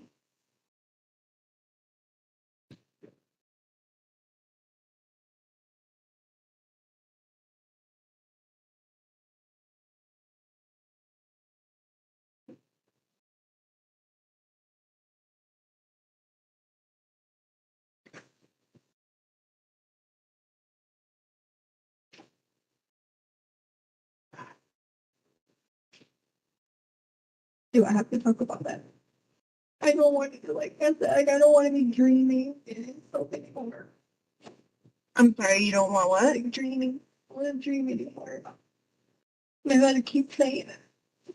Like in my mind, I keep saying it. And I'm trying to block it. I'm fighting a battle, blocking out exactly everything, Sure. Well, so you just ask, like I can say yes or no. Or I just don't want to be like really specific in terms of. Are you talking about like you're gonna ask me questions about like?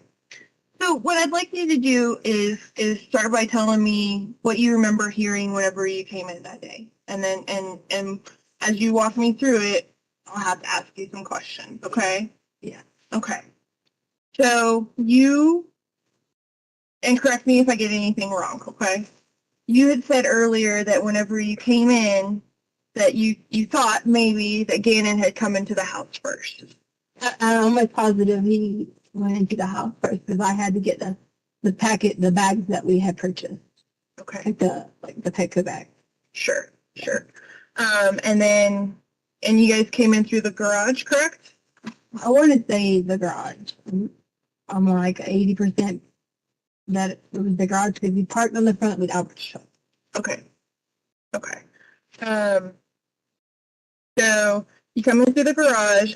Gannon has already come inside. What's the first thing you remember seeing whenever you come inside? I usually always go in to think about, hey, I need to let the dogs out. Hey, I need to do this. Mhm. Like that is my mentality, is to go in to do that.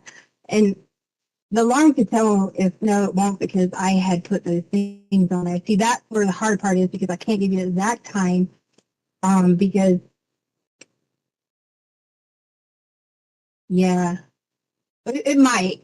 And some of the sensors, remember I told you I had the things going on and we had put the little towel things on them or whatever. Some of the sensors were picking up, but some of them weren't. So I can't give you the exact time. If I went in, I could tell you if I went in and went upstairs or went downstairs first by the motion.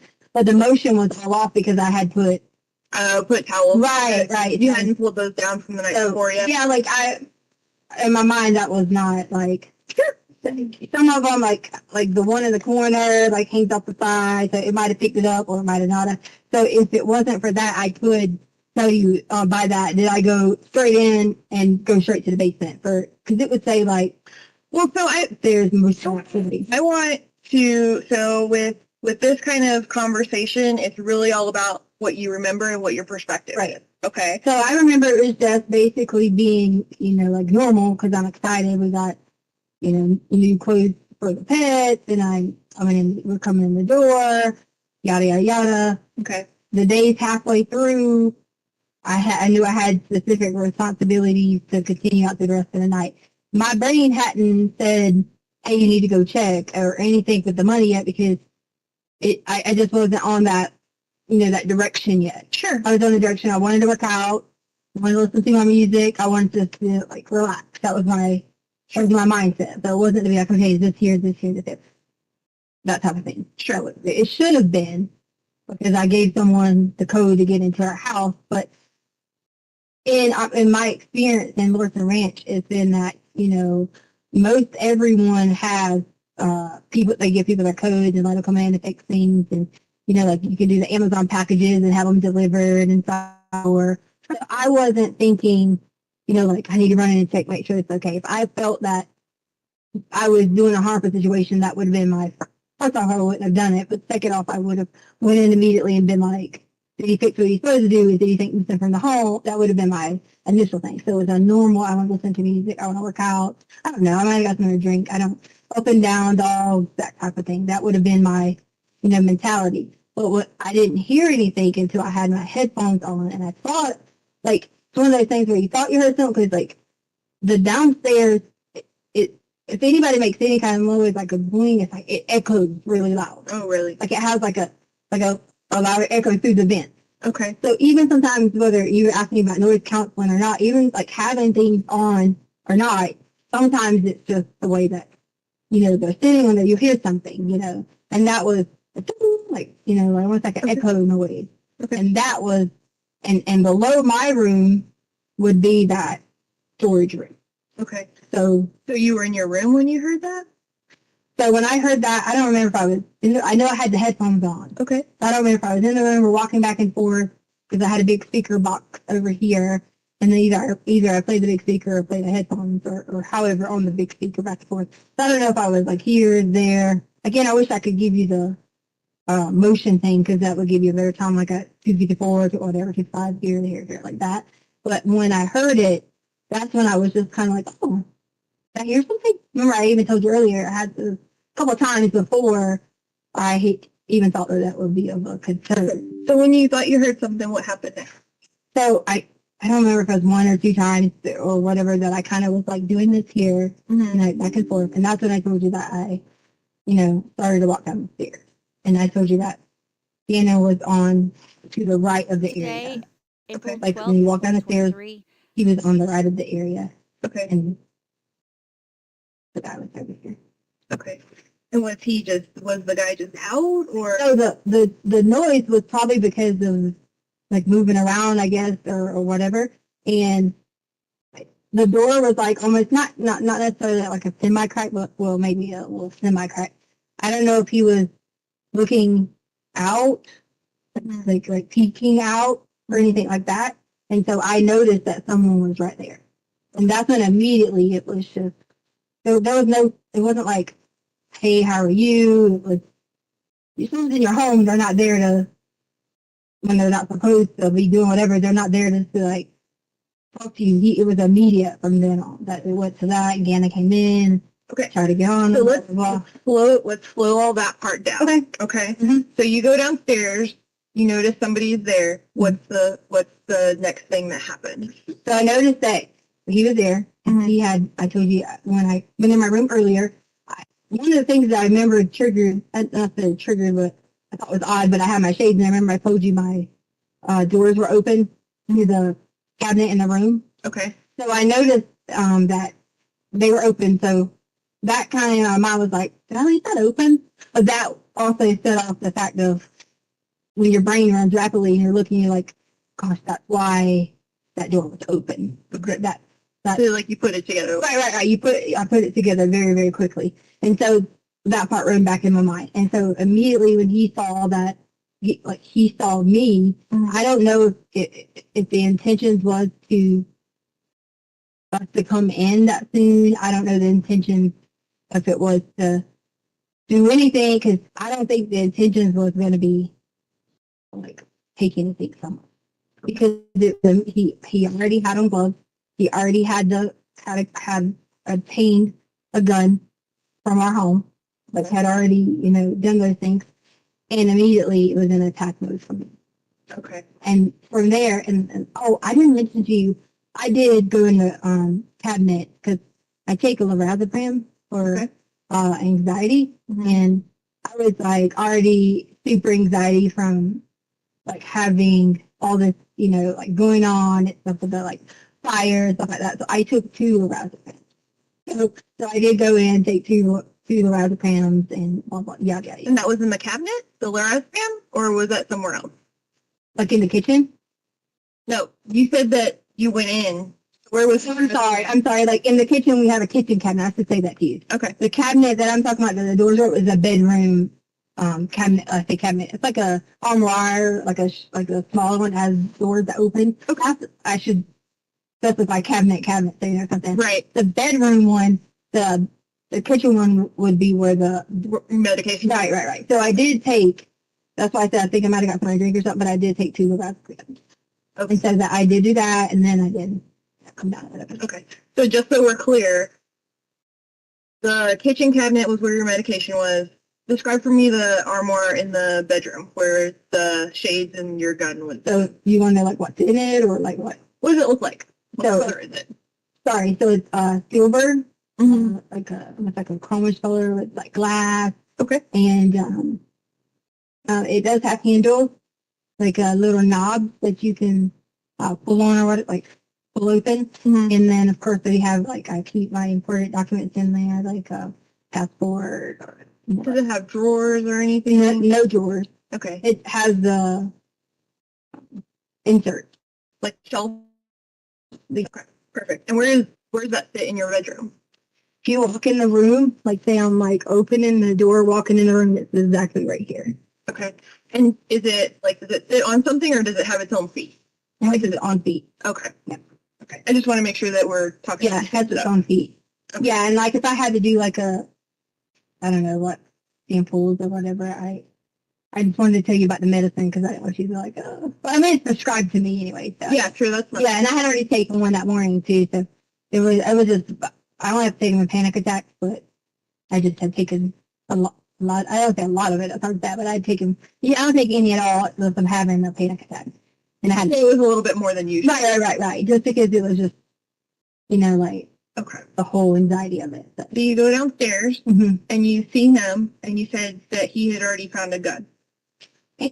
he had already been in the home, like in our home, like moving, like I say moving, like doing something, because you wouldn't have just walked in and known, hey, there's something here. You had to go in, and most people would probably look through drawers and things like that. I don't know. I'm not making that assumption. That's what it is. I'm just saying he had already obtained one. So I'm Okay. kind of like, I can't speak for what, you know, like what went on or I'm not anything. asking you. Okay. What, can you describe the gun for me? So it was our black gun. Black gun. I don't know what make and like what the brand was or whatever. Okay. Was it, do you know whether it was like a revolver or like a No, pistol automatic. It's or automatic. automatic? Yeah, like a, you just pull the trigger. Okay. And is that like, and do you know the caliber, maybe? I think the 380 maybe 380? or 9, one of those. Okay. So you said it was your black gun. Mhm. Okay. How many guns do you guys have?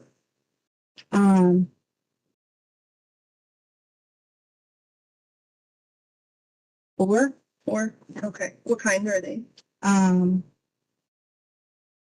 don't know the big one that Albert has. It's kind of like an AR or something. Okay. And then there's the shotgun. And so two, I think they're both 380.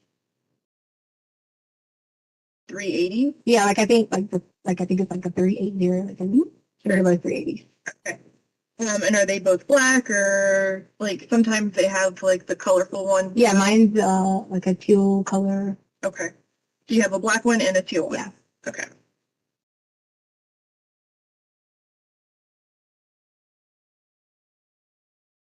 Okay. Okay. I just wanted to cover that really quick. Okay. So you go downstairs. You've already obtained a gun. You think it's your black gun.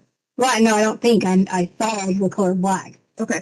So I was assuming where I told you that my mind went through that was like That it was our black gun. right. Now, at that time, I wasn't 100% if it was or not because Mm-hmm. there's plenty of black guns. Sure. So tell me what happens next. So, do you want me to go through the whole like assault again? Well, we need to know like more specifics about it. So you said you saw him and that he had the gun and then he attacked you. How did he attack you? Doing some stuff before. Mm-hmm. But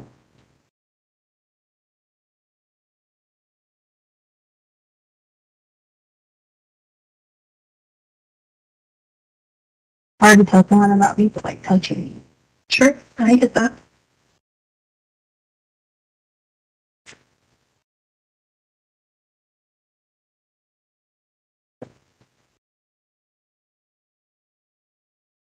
And I just need to like not relive that right now.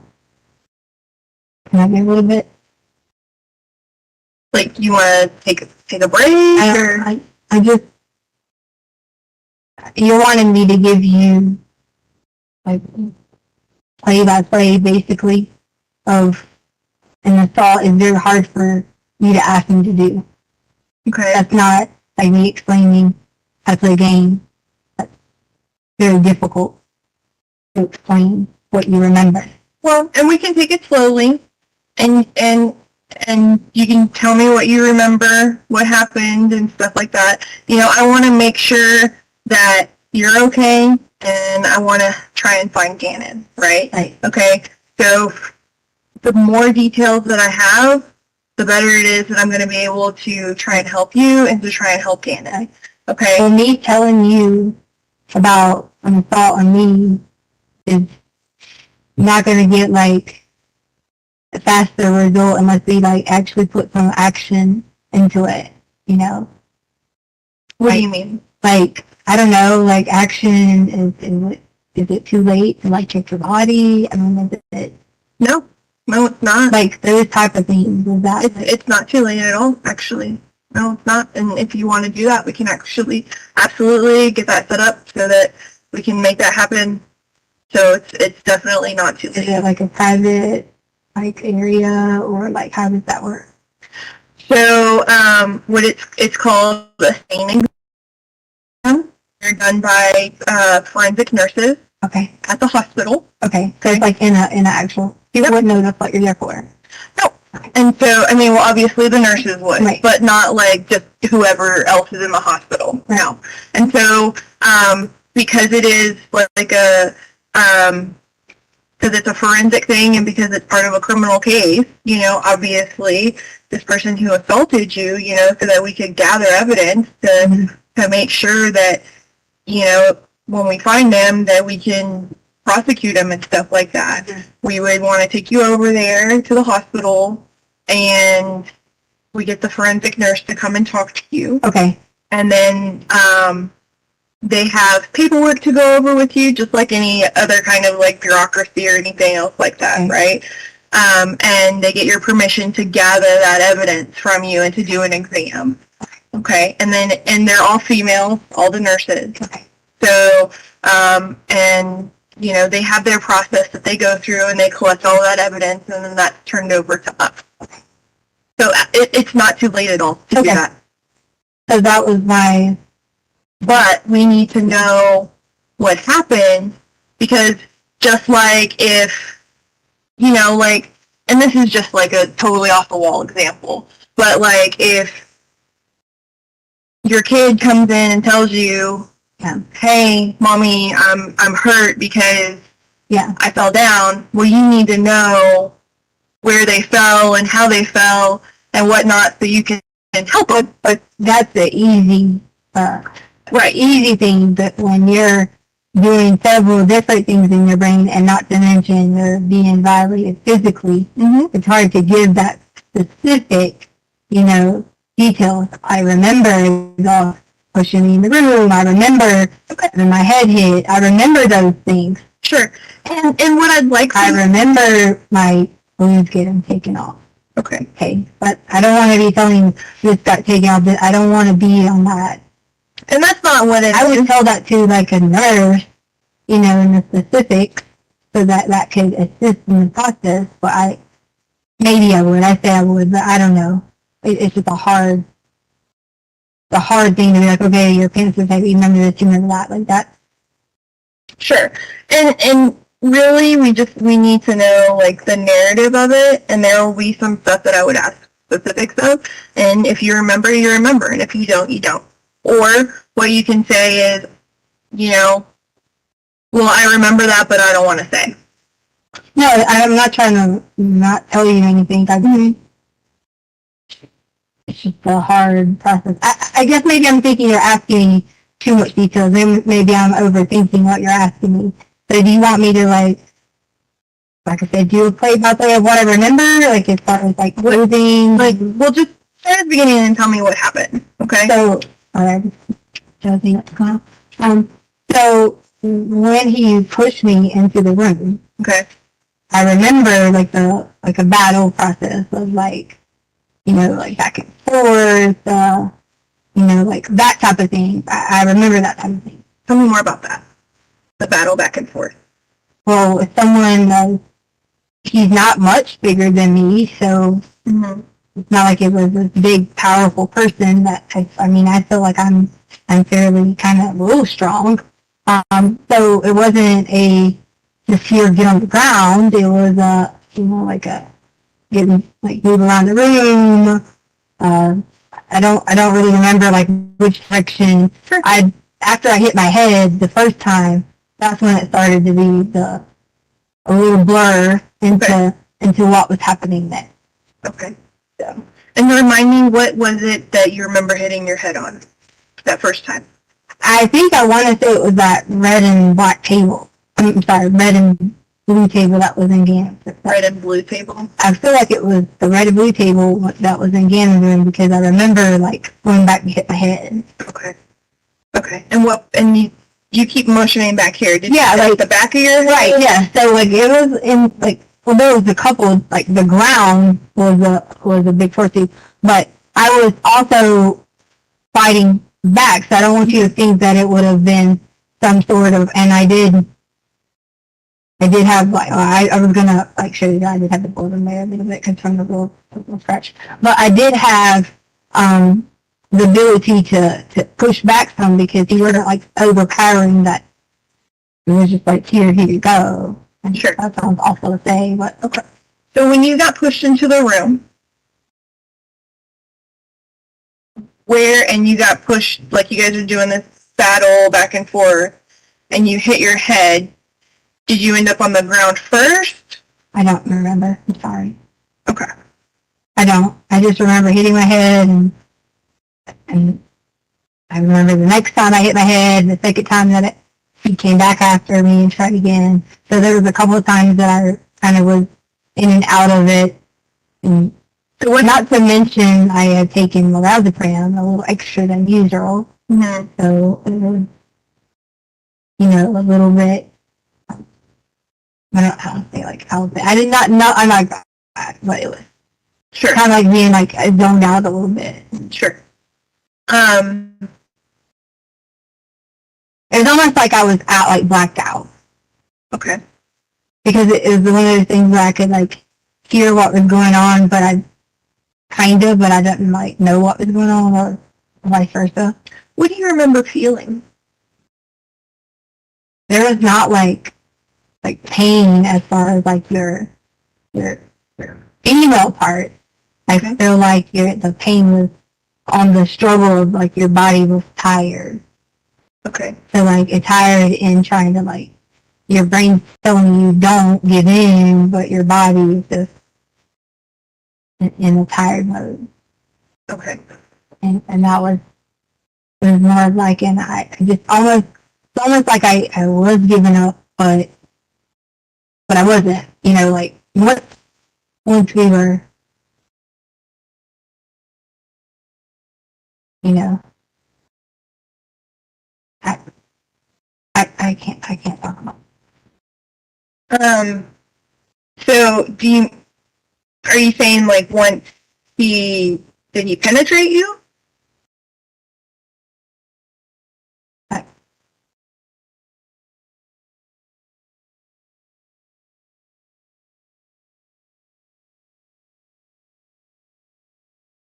I remember my clothes coming off down my top part. Okay. Remember the bottom, and I don't remember if this was the first time or on the second time, which wasn't a successful time. I remember my clothes coming off like on the bottom, and I remember having my top on. Okay. And I remember I was pushing like pushing back, Sure. and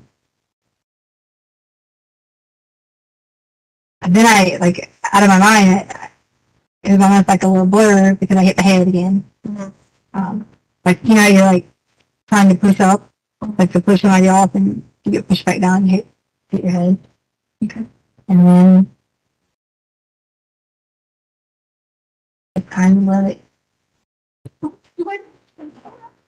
Yeah, we did it. Like I'm not gonna. Here's the thing: is that this conversation, like what we talk about, is not. I'm not gonna run and talk to your husband about or his ex-wife or anything else like that. Okay. I don't want to give in because I wasn't. It wasn't. I didn't agree to it, but at that point it feels like I did give in. Okay. And thank you for telling me that. I appreciate that.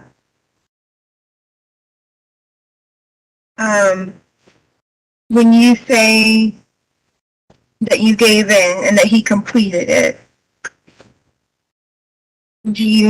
I don't remember about when I say completed. I mean as in I was able to like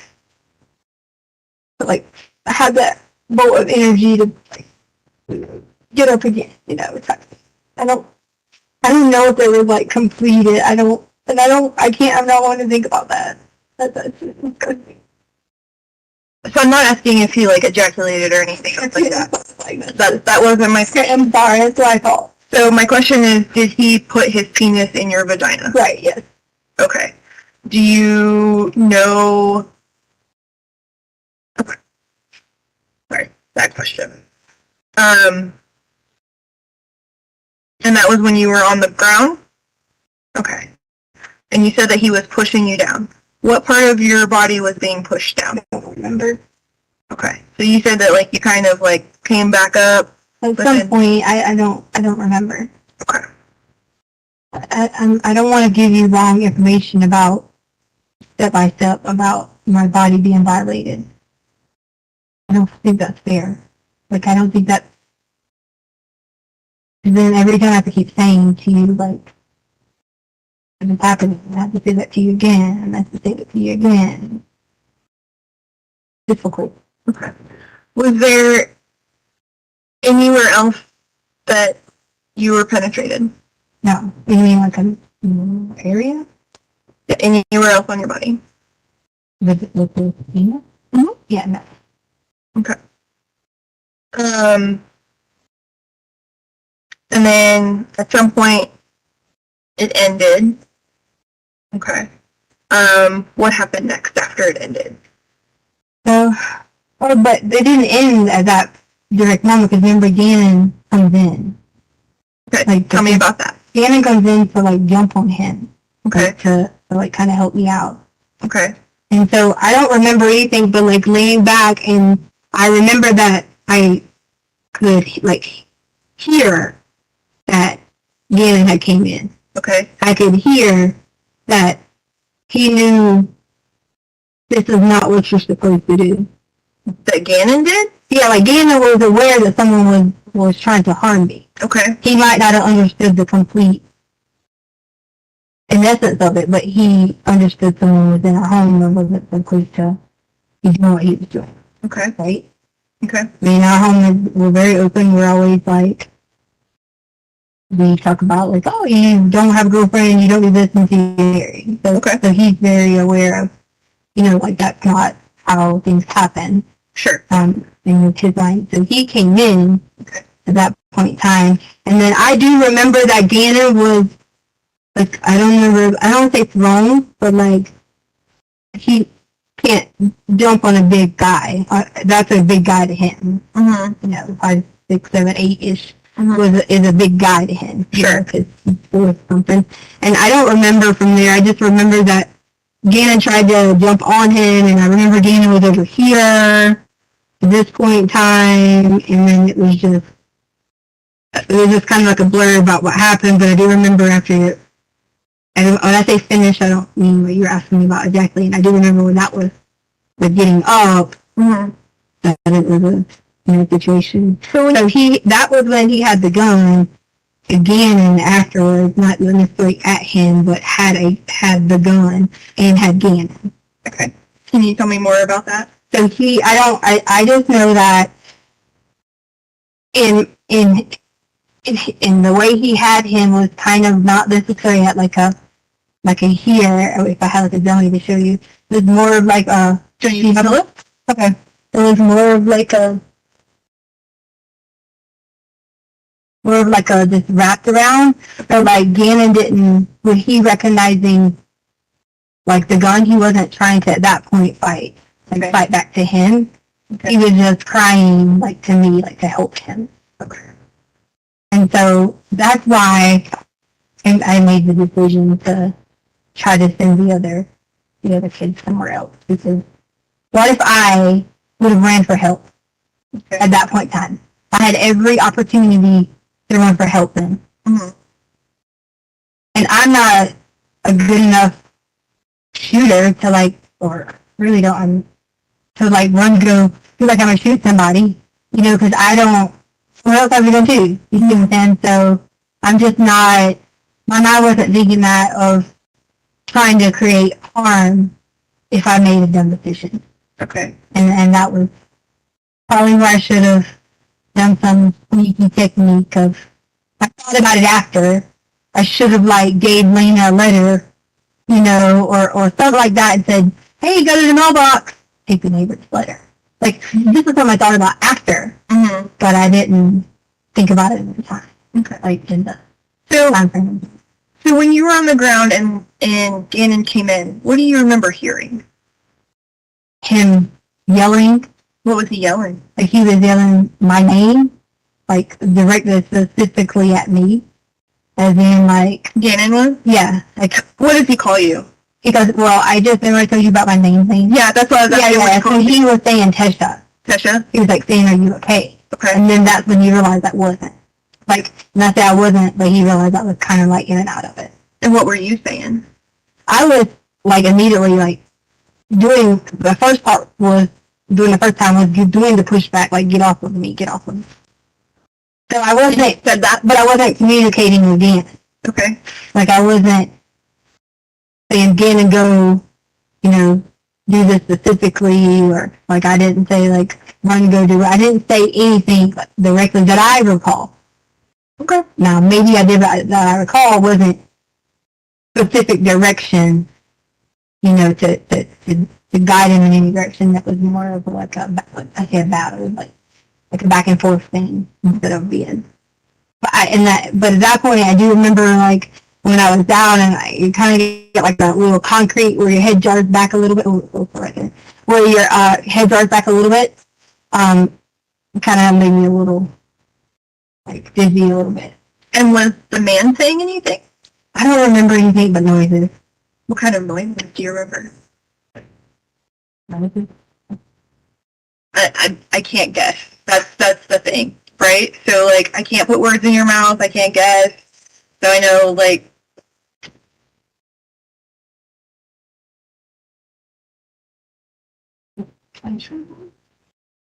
I'm sorry, pleasure noises.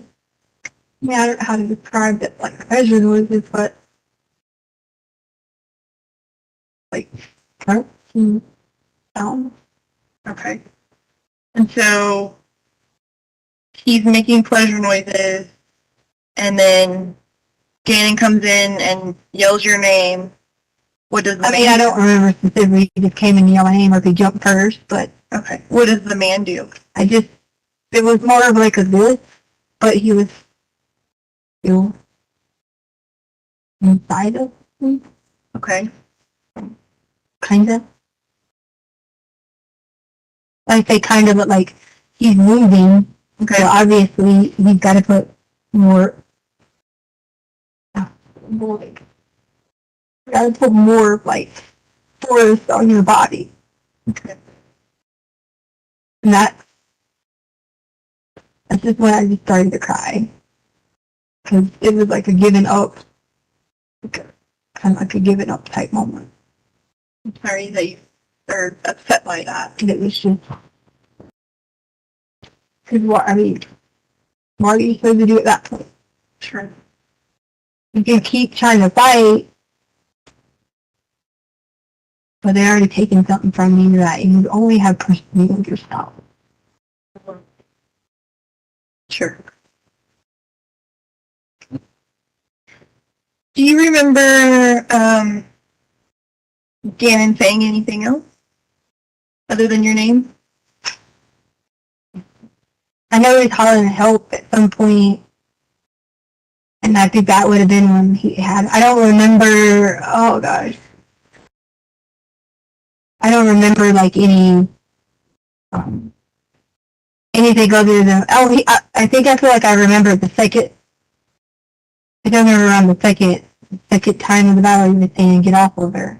Okay. But I don't, I'm telling you, when I tell you that, and I hope to God that you are never in that situation, but it's just almost like a blur because you're so disappointed in your, like, emotional feeling, like your self-worth. Sure. Like, and how you feel about yourself. Sure. You feel like you're nothing. What did you smell when this was happening? I was going to say that to you. I forgot to, like earlier, and again, you didn't ask me that because I would say that I could smell like a very strong, like paint or like almost like a paint, like someone had been painting or like they were around a house that might have had the drywall, almost like it was like a work smell. Like you're doing this like the drywall. Are you talking about like paint or like the texture, smell? Yeah, like the powder of the drywall. You know how like you sand, Sure. it has like that smell. Like I could smell like that part on, but I feel like at one point I thought I smelled alcohol. Okay. And you said that your ex, Harley's dad, did drywall. So the drywall smell is something that you would be familiar with? He would have did it a while ago. Sure. But I know like in our home and things like that, I'm pretty, I don't want to say like know a lot about drywall, but just from being around the work sites growing up, I think with him, I was young when I was with him. I remember a lot about, like drywall in general. So, Sure. I don't know if it's specifically drywall. It's more of like a sandpaper-ish type smell. Okay. Like, Did you smell anything else? You said you smelled alcohol. at one point, I remember smelling like not like a deep, strong alcohol smell, but I could have like a sense of alcohol, like a breath of it. Sure. Sure. Come up like aroma, Okay. and it kind of was like I don't know,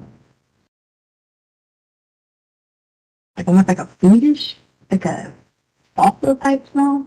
I remember at one point. Okay.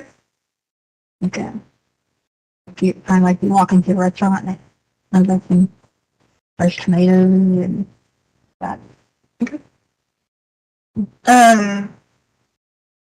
What do you remember feeling on your back? Just a couple of days before this, I have been having like a lot of lower back pains like already. So it took that like pain away. And it was almost like it was just like, because I'm getting pushed back, but I'm straining. So it was almost like I felt a little bit of nerve, but I didn't feel it. Like I didn't have any, hey, there's the back pain. Oh, back to this. It wasn't like that. I knew that there was nerves being shifted or, changed in some direction. Okay. That it was floor. Kind of hard on the floor. And just remind me, you went upstairs and told Lena to go away, basically, to keep her safe. And then you came back down, and that was when he had Gannon, or he had Gannon before you did that? You mean, Like when you said that he had his arm wrapped around? right, so once he had him once I came back, because once I got up and whatever, there was a ring. I told you about the motion and so he grabbed him then. He had him still when I came down, but You grabbed him then? right, remember the ring is what triggered, because there was the first ring that wasn't, there wasn't anybody on the ring. There was no one there. Because I think I went up and down, or maybe, I don't remember if I went up one time and down, or up one time twice. I don't remember exactly, but I remember there was two alerts. Sure. Or two triggers to the door. Okay. And I was like, yeah, so it was two triggers. Maybe it was two times, because the first time there was nobody there. Okay. There was no, something must have set it off. Yeah, so, and then there was this, Lena was the next trigger. Okay. But I knew the next one was Lena, because I knew the timing almost perfect, and you can hear from our house when the bus hits its brakes. Okay. So I didn't have to go look at an app or anything like that, because I knew that, the timing was just the same as normal. That you can hear the bus is right there, you can hear, kids are on the way, like that type of thing, and Sure. I knew it was Lena, and that was my first thing I opened up, I let Lena in, I had a conversation with her just like it was a normal day, but then that's when because I didn't want to be like, here, go I did quickly say, here, go, whatever, but I wanted to not just open the door and be like, here, go right now. Okay. I had to at least make a 30-second, 1 minute, you know, maybe I'm exaggerating 1 minute, but 30-second dialogue, of here, I need you to go get milk. Okay. Or here, go, you know, Daddy said go ride your bike, or Sure. that type of thing. Because later on, you know, I knew she was going to have to eat snack at some point, and I figured just that later on she was eating. I figured out every time she eats snack, I was worried about getting her like out and about that time. When I'm sorry, I should have given her a note. I should have given her a note. we don't, you know, we don't need to go into like what you should have done or shouldn't have done or anything else like that. You know, things are never perfect, and we can beat ourselves up for 100 Yeah. years about things we should have done. Right. Right. Okay. So that's not. I'm not here to judge you or anything else like that. I'm here to understand what happened. Right. And try and gather as much as we can so that we can help you and we can help find Gannon. Okay. When the attack was going on downstairs, you said your head got hit a couple of times. Were you hit anywhere else? Are you asking like about like punch or like? Yeah. Were you punched, slapped, kicked? I don't remember. I don't remember being hit anywhere else. Okay. Do you have any injuries? I don't have like any specific injuries here because I was grabbing like this, Okay. like pushing up. Most of it was just like head, I don't say trauma, but head force on my head, and then the nerve in my maybe thigh, that part. Okay. And then I did like have like a little like this, that little part like right there was like bleeding, okay. and then my nails. I know they look crazy now, but they were, and then of course that was the burn mark, so that was the, you know, so my nails were like that because when I get nervous, you know, like I bite my nails or whatever. Mhm. So, but that would have been from me. Okay. Yeah. So you go upstairs, tell Lena to go, and then you go back downstairs, like, and he still has Gannon. What happens next? So he still has Gannon. Hold on. Can I like be kind of try to read? Yeah, do what you need to do. So like he was the first time my body, and then he has Gannon, and I don't want to make sure he got hurt, so I go upstairs, come back down. Oh, that's when he was asking. Well, he wasn't asking me. He was demanding different things. You know, he was demanding. I probably didn't tell you that earlier, but I do remember that now. Okay. He was like demanding things from me. He was demanding me that I was not to say anything, that there would be consequences. He didn't say the word, there would be consequences, but it was in a louder tone of direction of saying. What exactly did he say? I don't remember exactly. I just remember there was some sort of, you gotta make sure you're not telling anyone at the door, you know, and I had common sense enough to know if he had Gannon and had a gun that I'm not gonna make a stupid decision. So coming back down, at that point in time, I remember being like, I don't remember if I was pleading or asking, Gannon was saying help. I didn't have a weapon. I couldn't just go grab and hurt him. So somehow. How you guys doing? You all right? You still with us?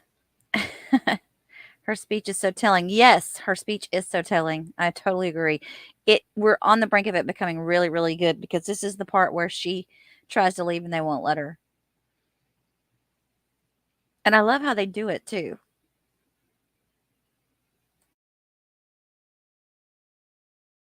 I don't remember exactly what we end up being in again, like being in a commotion again. Mm-hmm. And that's the second time that he was attempting to try And that's when I kind of went completely a blackout, and I don't remember, you know, oh yeah, I remember I told you he was demanding, different things, and I gave him a brown suitcase. I gave him, a box that was in the room. He asked me, he demanded the brown suitcase. Well, he didn't demand the brown one, he demanded a suitcase. And I just gave him the brown suitcase. Okay. And in my mind, I didn't, I didn't know. Can you describe the suitcase for me? I don't remember. I just remember we have like 10. Okay. I just remember the brown. Is it like a check bag, a carry-on bag? Yeah, maybe like, maybe like 27 inches, maybe. Okay. Like, So you know, it's like like- one you would check, not one you No, carry you on. can't check 27. You can only check 20, 21. So, So check is the ones that like you give to them. like, that, it can't be over 21. Spinners or whatever can't be over 20. It has to be over 21. It doesn't have to be over 21 check, but if it's over 21, it can't be a carry. Right. So the bigger, like, So it was a bigger one? yeah. Okay. So like I say about 27 Okay. inches or I say inches or whatever. And I thought he was gonna put things in our home and like Okay. take all of our stuff and like our anything that needed. I thought he was gonna like take the gun What did he do with it? and take, like I don't know. I provided what he asked for or demanded, and then we got into it again because there was yelling, and I don't remember what we were yelling about, but it was anything I could do.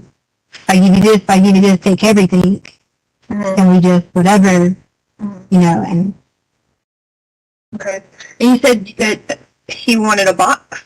yeah, that was one of the things that I'm trying to remember all of it. And that's why I said I thought he was going to pack our, like, whatever there was in our home. Originally, I didn't think that he was in our home to take, I told you I didn't think he was in our home to take something because he was done. But at that point, I thought he was going to, like, clean us out with, or I say clean us out, take whatever he could. Like steal things? Yeah, like steal things from us because you can, if you're in Morrison Ranch and you're like, oh, I'm going to the airport, but it doesn't look like you're walking out the front door with a TV, you see what I'm saying? Right. So that was my mindset of like, Oh, so you think that he was going to, correct me if I'm wrong, but it sounds like what you're telling me is you thought he was going to take stuff from your house and put it in the suitcase in the box. Right. It looked like he was going to the airport. yeah, Not like he was stealing. yeah, something. and I don't want to say specifically the airport, but like it looked like to Going make to it, travel. yeah, so like in my mind, I'm just thinking he's about to clean this out, but I don't really care, take everything Sure. that he wants to take. That was like in my mindset, and then I remember there was like talking or yelling, or I don't remember how we got to part, the second part, but I remember he wasn't able to, and of course between all that, I mean, I wasn't running around naked. I had to put my pants back on, Sure. and and that was a awful feeling. Like, I mean, it wasn't like, I just ran upstairs and I had to, like put myself back together. What do you mean by put yourself back Like together? my pants. Like I Okay. couldn't. If I would have showed up at the front door or whatever with Lane or anyone, I mean, I do like walk around in like shorts and all that. But I'm saying like it would have been, and like you said, we're not going to go on what I should have done, but it could have put off alarm to this is what you need or whatever. But this is my daughter. Is it okay if I just let her?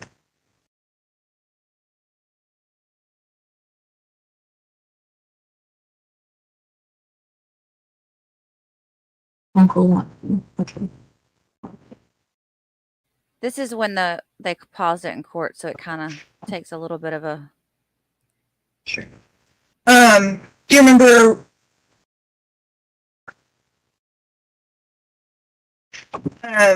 So can you describe the box for me? brown box. Was it like a cardboard box? Yeah, like a wooden box? Yeah, like a metal? Like, did it have stuff in it? yeah. No, there was nothing in it, but it was just a regular like shipping boxes. Like Okay. that's why I mean that makes common sense of I'm putting stuff in there and but he could have easily have gotten that himself, but he would have had to have let him again and go, but that that was his way to have control of the situation. Sure. And where was that box at before you got it? In our storage room? Okay. Yeah. And is that where the suitcase was as well, or? Yeah, I got the suitcase and the box, and I was saying things because I did think he was going to rob us. Like I say, like take all of our stuff, and I started out with being like, upset about being robbed, but then it was like take anything you want. Mm-hmm. It sounds really scary. Yeah, it definitely is. Because in my mind, I'm like, but I knew if I am given into the situation, then I can get what like what I would expect the result out of it, which would have been that everybody would have been safe, and he's going to get what he wants. And his intention was he saw someone that he wanted to take advantage of. So you give him the stuff, there's another altercation, and you said he couldn't, and you kind of trailed off. Yeah, like he couldn't at that point in time like take my pants back off. Was it wasn't like the first time. Okay. Because I was more of in a like lackadaisical thing at that point, because once we were like when I hit my head the next time on the thing, I think that hit some sort of spot that I don't really remember after that. Like, where was Gannon when that? I don't really remember altercation after that. That's where it kind of was.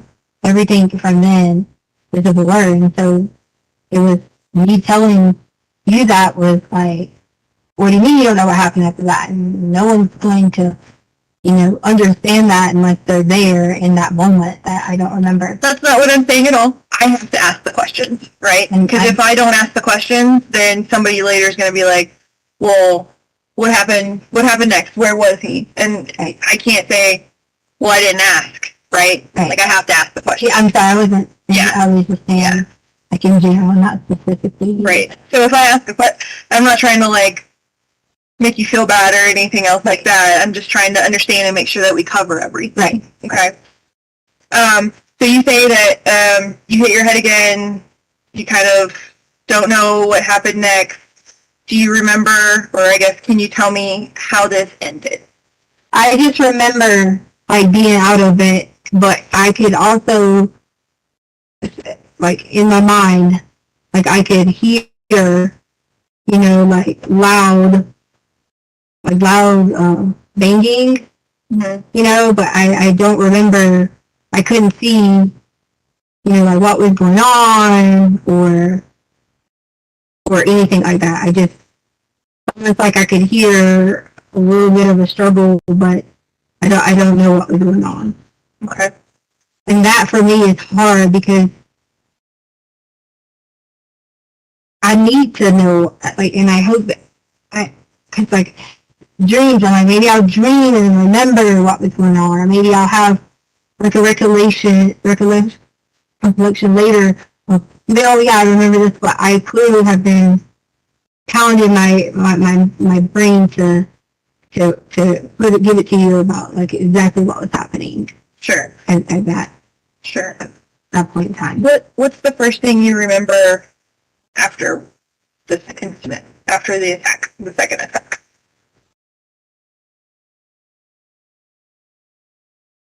I just remember being like, where's Gannon? And I was freaking out because I didn't know where he was at. Okay. And I didn't see anything that would have told him. And I thought he was hiding. Okay. Like I thought maybe he was in the closet or somewhere hiding so that he knew, like he would be okay, like away or whatever. I thought he was hiding. Okay. What was the first thing you did after this happened? I was calling his name because I did think he was hiding. Okay. And at that point in time, once I realized that he wasn't hiding, I went into that mode of like, okay, I'm gonna fix this. Help me understand how you understood that he wasn't hiding. Well, because if I am saying to him that I assumed that everything was, I didn't see the guy in my like sight. Mm-hmm. I'm assuming that he was hiding, like in my mind. So like I didn't see the guy, so I'm assuming he's hiding. So then I'm asking him, again, where are you again? I'm assuming he's hiding. So then I'm asking him, again, where are you again? Or maybe he was in the closet or somewhere hiding, so that he knew, like he would be okay, like away or whatever. I thought he was hiding. Okay. What was the first thing you did after this happened? I was calling his name because I did think he was hiding. Okay. And at that point in time, once I realized that he wasn't hiding, I went into that mode of like, okay, I'm fixing. Help me understand how you understood that he wasn't hiding. Well, because if I am saying to him that I assumed that everything was, I didn't see the guy in my like sight, I'm assuming that he was hiding, like in my mind.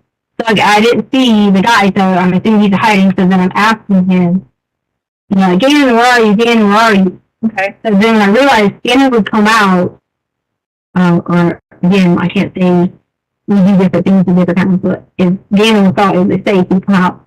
So then, in my mind, to be honest with you, when I said I'm gonna fix this, I thought Gannon was still hiding. So when the detective searched the home, I really was hoping that's what was going to happen, and he had been scared to come out because he didn't know if it was safe.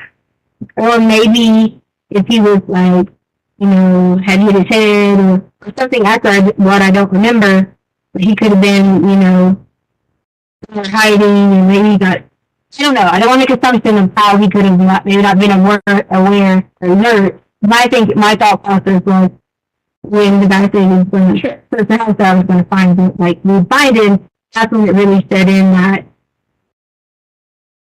I didn't know where he was at. Has Gannon ever hid in the house before? Not that I'm aware of. I mean, they play little like back and forth of like, like hide behind the sofa or like boom. But it's only like, a little bit of time. But but we don't have like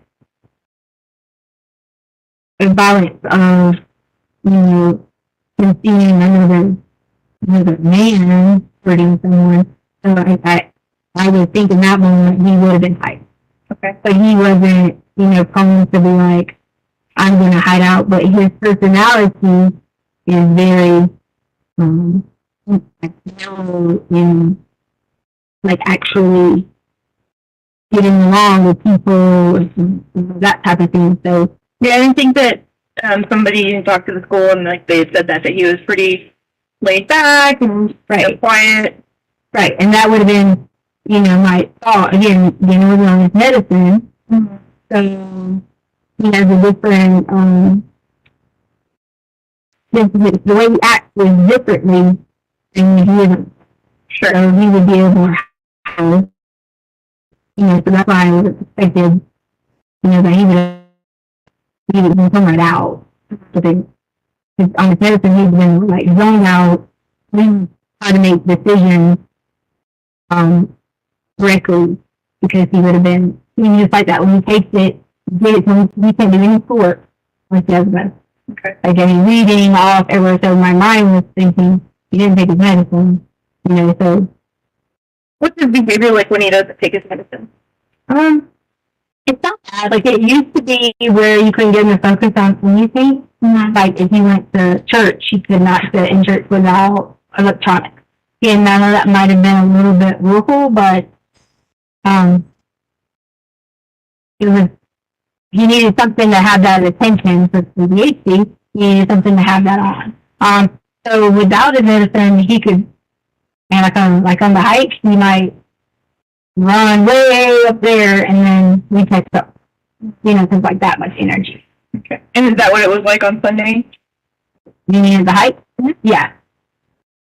It was like he had the burst of energy, but then his stomach was, when his stomach got hurt, when he didn't, you know, that's when he took more of he was able to control it because he was focusing on his obsessions on cleaning his body. Because, I mean, imagine like walking around. Sure. That would be uncomfortable for right. Pretty much anybody, I think. Okay. Mm-hmm. What happened to the gun? So the gun, this is how I knew. I didn't know in the time that the gun was out. I didn't know. I didn't know the time was out. I just assumed that it was black color that it was. Mm-hmm. You know. So remember I said that I put the stuff back in the closet. I put everything back the way it was. And obviously that time I told them what had happened because I was in that mentality of I'm going to fix it. So everything back.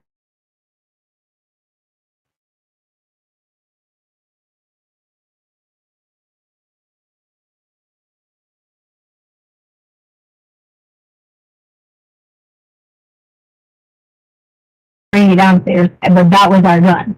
So that's how I knew for a fact that he had to have our gun, or either he had it in the process of stealing it and somehow it fell and he maybe had another gun. I'm not sure about that part, but I do know that I put it back in it. So where did you find your gun? Correct. My gun was after it was over, and you said you were putting everything back where it belonged. Yes. Where was it whenever you found it to put it away? So, like at the carpet, because the carpet roll piece had like fallen off, so it was at the carpet. Okay. And that was, and you said the carpet was kind of like leaned in, but kind of had fell over coming out of that storage area. Right. So it was like, I want to say it was in like pieces. I want to say it was the carpet or the gun? No. I want to say that the carpet had like, not necessarily multiple pieces, but I remember like maybe different directions. I don't remember, but I feel like I saw different directions. Okay. But yeah, it had fallen over, but the gun was there.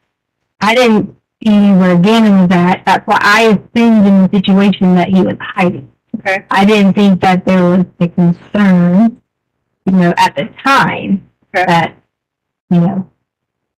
Okay. Describe for me what Gannon's room looks like after this happened.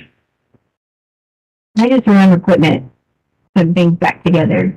Like, I say back together, but like, I remember I had already like straightened out a room from before, because when he had the like burns and stuff. And I do remember Gannon was, I do remember Gannon was bleeding. And I think from the hospital could have been something with his arm. Okay. But I do remember he was, like, he did have, like, gloves and stuff like that. I do remember at some point that he was bleeding. I want to say, I remember he was on, not necessarily on me. I feel like at some point in that, and it might have, the first time he might have, like, landed on me, or somehow I was, like, holding him, not necessarily holding him, but I feel like he was there. Okay. So I had that, like knew he was here, but yet I was still,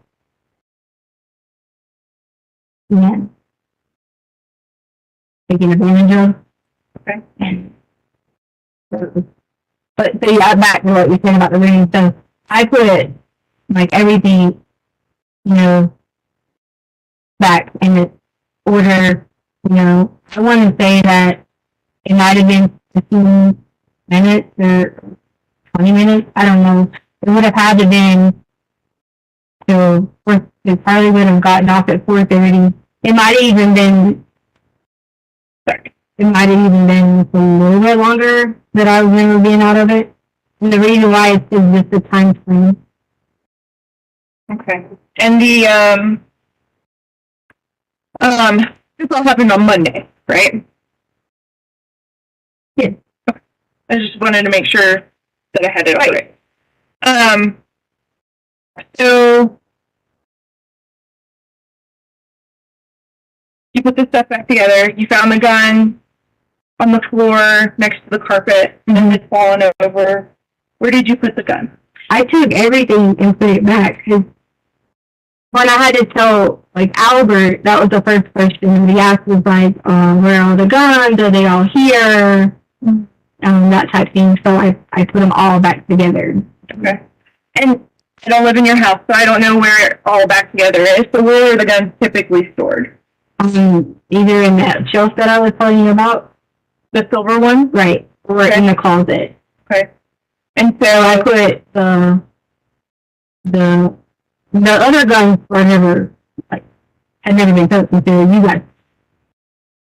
I haven't seen you. Well, you're the part. So they were already in the closet, but the handguns usually are in different sections, which would be accessible in case of emergency. You don't need the shotguns to be that, that accessible. So I put my handgun was already in its place. Your teal one? My handgun was already like in its place completely. I mean, I don't know if it was in the exact same location, but my handgun was present. Okay. Where was it at? What you just told me. In that, Yeah. So everything was already there. I say gun. When I say put the guns back in the place, there wasn't multiple out in different places. I just want to make sure you know that it was. Sure. It was. I put that gun back with its partner gun. Okay. To make sure it was in the same position. So you put the black handgun into the silver armoire thing, chest thing, with your teal handgun. Right. In the same chest. Okay. And have they been moved since then? Well, Albert took them. Albert took both of them? Mm-hmm. He maybe gives him mine too. When was that? Today. Today? Yeah. So he took all when you guys, I'm sorry, when in your department, I guess they went to my closet or whatever. Okay.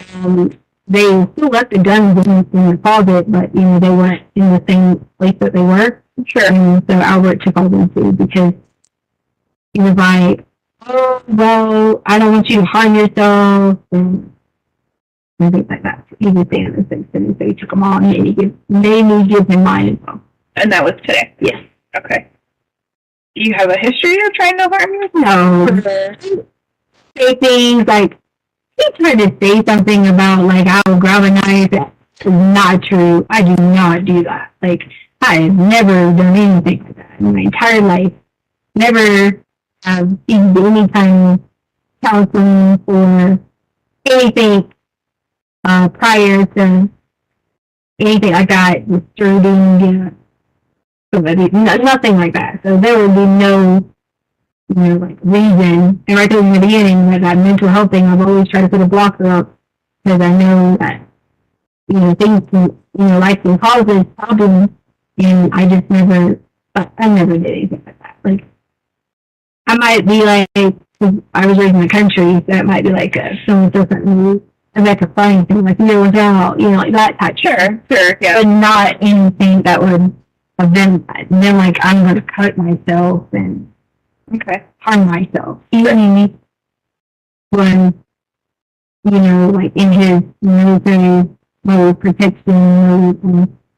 Well, he cares about you. That's good, right? He wanted to just take everything away. Okay. And yeah, so. Okay. And he's like, I don't want you to hurt yourself. And I was like, what? Okay. So I just want to kind of like sum up what I think about, or what I kind of know generally about what happened on Monday. Okay. So Albert didn't go to school that day, or not Albert. I apologize. Gannon didn't go to school that day because he was not feeling well and because you guys wanted to get the carpet fixed. Right. You went to the new build area and you met Eduardo. And you arranged for him to come over to your house. While you were gone, to work on replacing that piece of carpet for you. You said come over to my house while I was going to work on replacing that carpet? Yeah. You gave him the garage code and stuff so he could come in and But she said I was gone when we replaced the carpet. I was gone shopping while he was. gonna do the carpet. Okay, I got you. I thought you said it. I was making sure you hadn't twisted the way I said it. And that's exactly right. I want to make sure that nothing's twisted. Yeah. Okay. So you're gonna go to Petco, do some I running. didn't start to go pick us out to go shopping and get dogs some new. Yeah. Just have to do that. Yep. So you were gonna go do some shopping, and he was gonna go fix the carpet. Mm-hmm. You left the house around 10:30-ish, 10 to 10:30-ish, and then you go. At some point you got gas. You went to Petco twice. And I seen Starbucks earlier, but it was actually Dunkin' Donuts. Okay. Coffee. Yeah. Dunkin' Donuts, Mhm. maybe. Okay. And then you get home about 2:30. Mm-hmm. 2:30. Mm-hmm. You come in, and you said you wanted to listen to your music and work out. Yeah, I was in the kind of like donut mode, not in the remembering. Oh my gosh, it's gonna fix stuff. Okay. And then sometime between that 2:30 or after you get home at that 2:30 time frame, you were getting your headphones, putting your headphones on, music, zone out, whatever else you thought you heard something. You went downstairs, and that was when this attack happened. Mm-hmm. And then, what time does Lena come home from the school bus? It depends. They change the school hours. It could be anywhere between 3:15 and 3:30, Okay. depending on. So 3:15, 3:30 is the typical time Lena comes home. You don't want her to be in danger, so you send her out to go ride her bike and check the mail. And Right. you go back down, another altercation happens, and whenever the next thing you remember is that you kind of come to and Gannon is missing. Right. Okay. So, and that was probably like around 4 o'clock? Rough estimate. Yeah, because it would have been, or it could have been 4:30, but it wouldn't have been after 4:45, because let's see, Hollywood took 30 minutes to get home, so she hadn't got home. Lena was still riding the bike or out and about.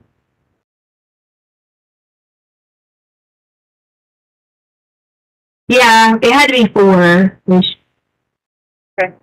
4:15, no later, like I said, than 4:45, because that would have been already like on her way home. I think I have a pretty good idea. I'm pretty sure that was exactly right.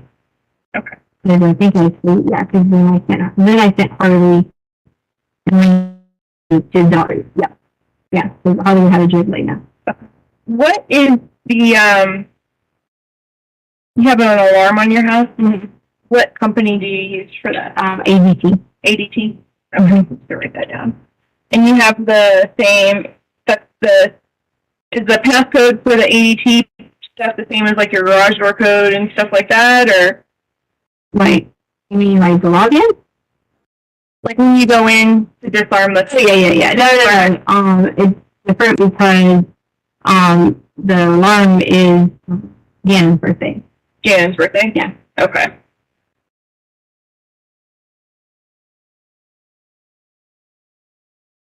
Okay.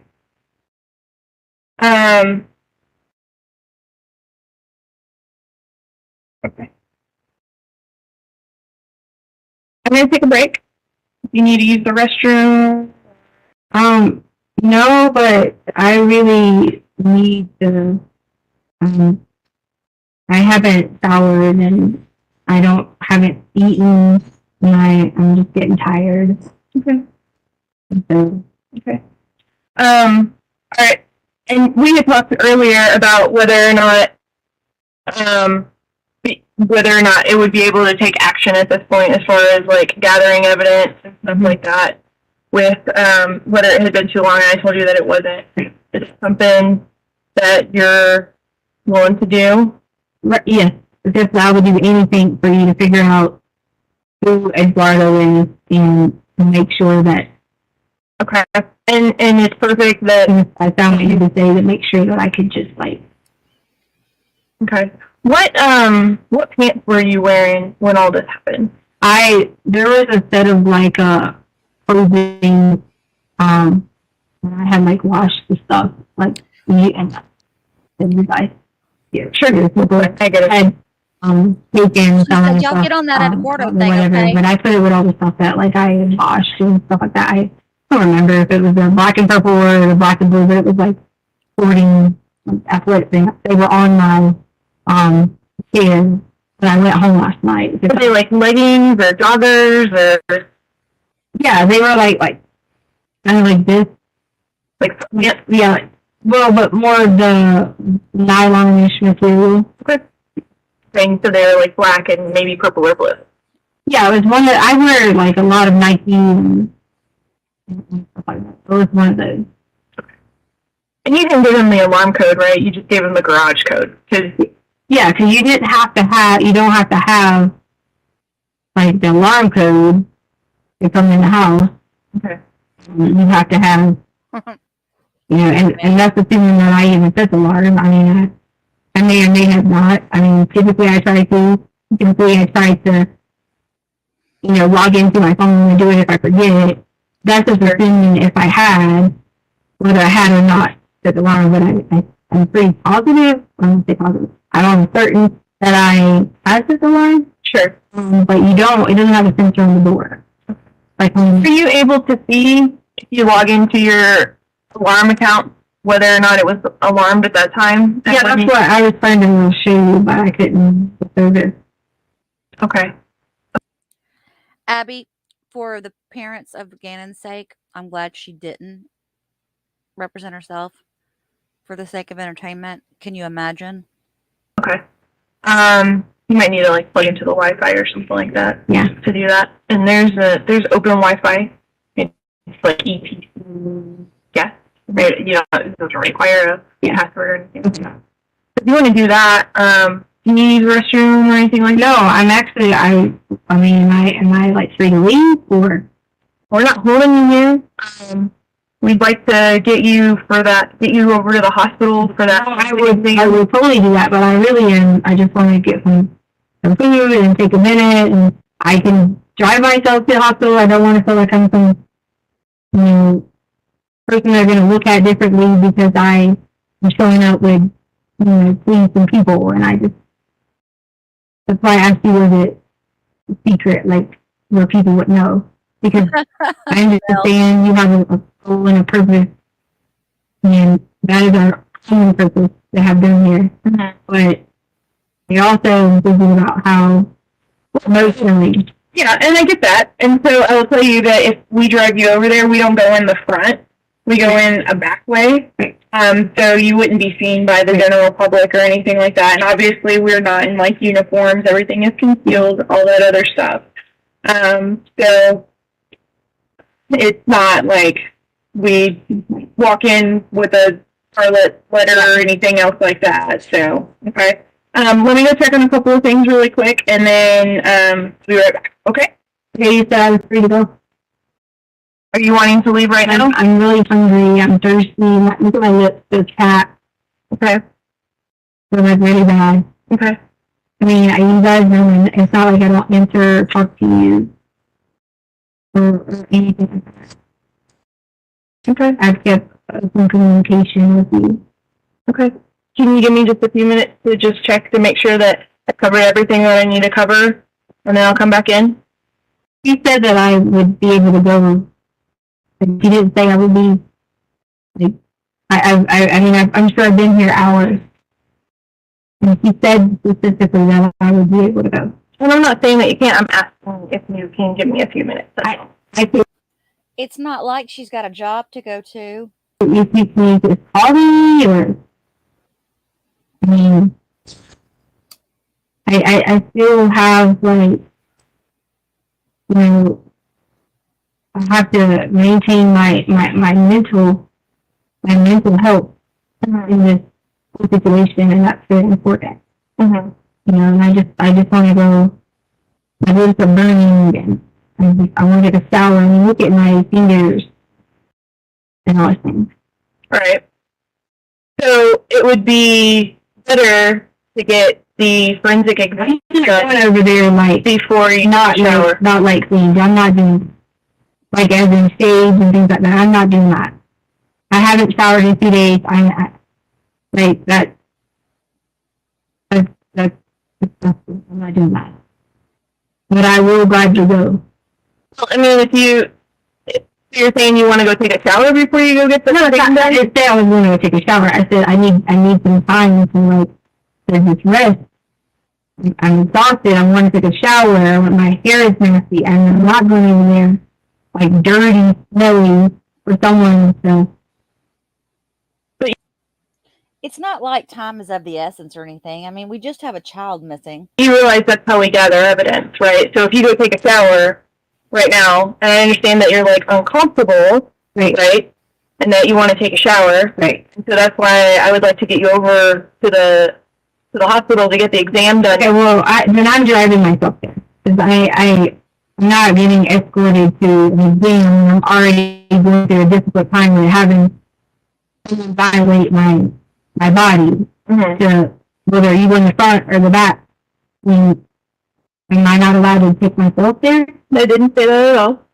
I'm trying to figure out, and I'm trying to impress upon you, like, if you go take a shower, then you wash away the evidence. I know, I understand. I just said, And you said you weren't going to go over there while you're... yeah, I don't want to get dirty. I can at least go freshen up or something. Like I'm. Okay. All right. I'll be right back. Okay, so you tell me how to leave? Please. I have to go over here. Let me get somebody to escort you out. Okay.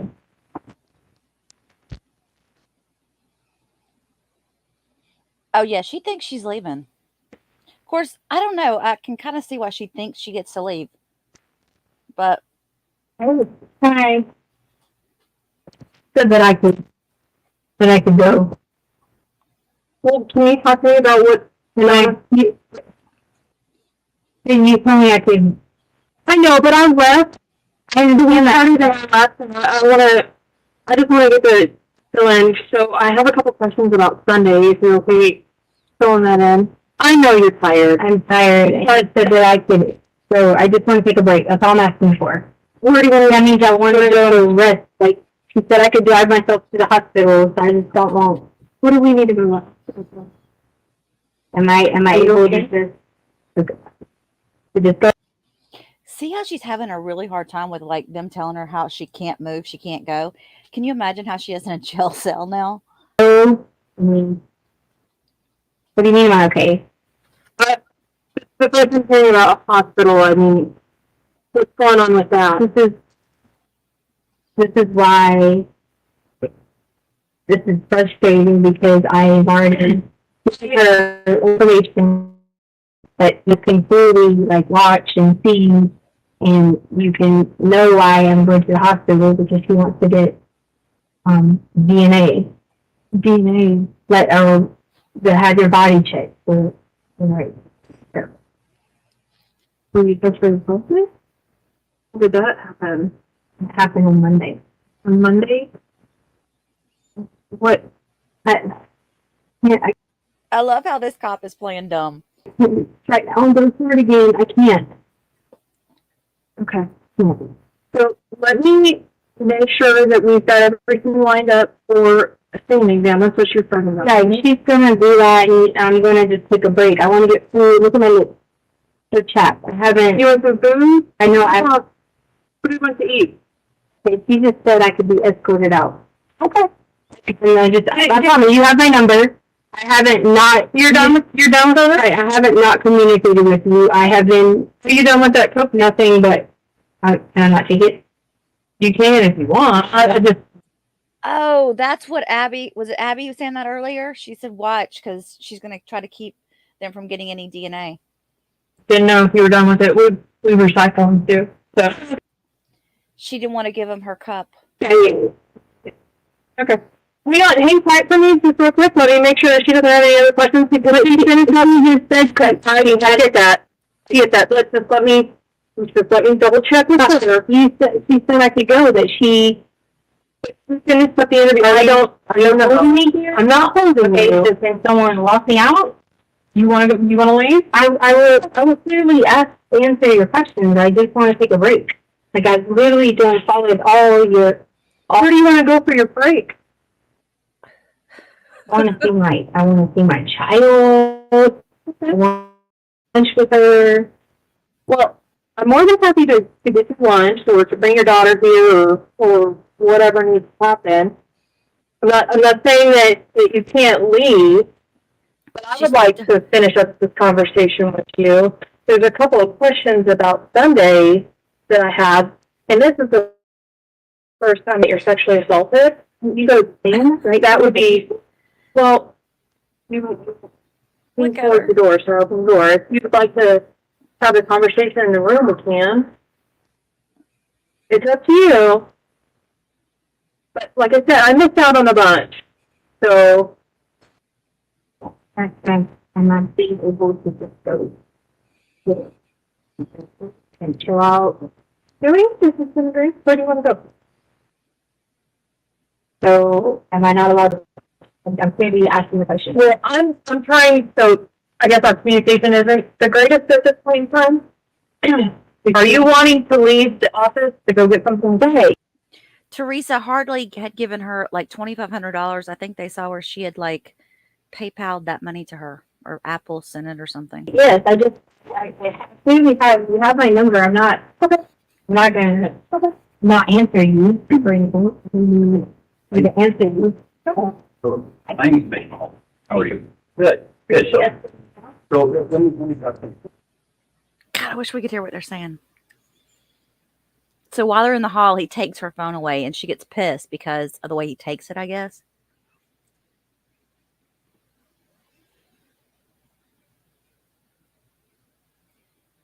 Who did this? Man, I just want to get directions. I did. And so, once again, we're back in the interview room. Okay. We're on camera. Mitch Mahalko, you can see in the section. Okay. So at this point in time, we had just stepped outside and tell me what's wrong, that you decided that you wish to leave and that there's no problem with that. I asked if, You didn't ask. You took. at that point in time, you really, You released the phone. You took.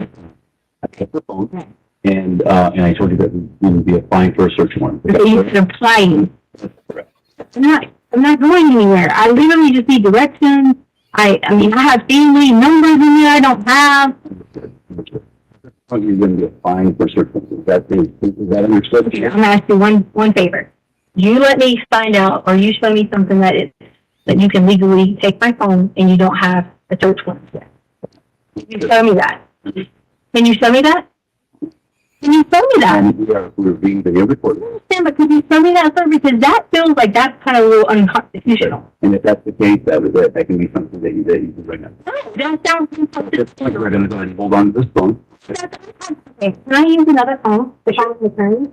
That is unconstitutional. There are multiple phones here, so, I'm not hiding anything from you. I just want directions on my family. No, you don't understand. No, you don't. You are doing something that's unconstitutional. It's unconstitutional, you guys. Not one time did she say one of the reasons that she needed all that to get her phone and to leave was to go look for Gannon or for communications about what's going on with finding Gannon. You can warrant have it. Thank you. So we're going to hold on to this. We are applying. But why? You don't even have a warrant yet. I just want directions. I want directions. I don't know. I want to get oh, that's all. That's all I want. That's the call. You can. It's not about the phone or the number. That's the call. So teacher, at this point,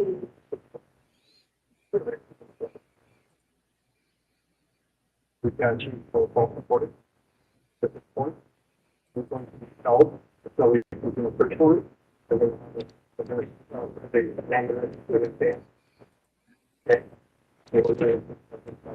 Okay, so we're going to hold you here until we get that search. Do I have to sit in place?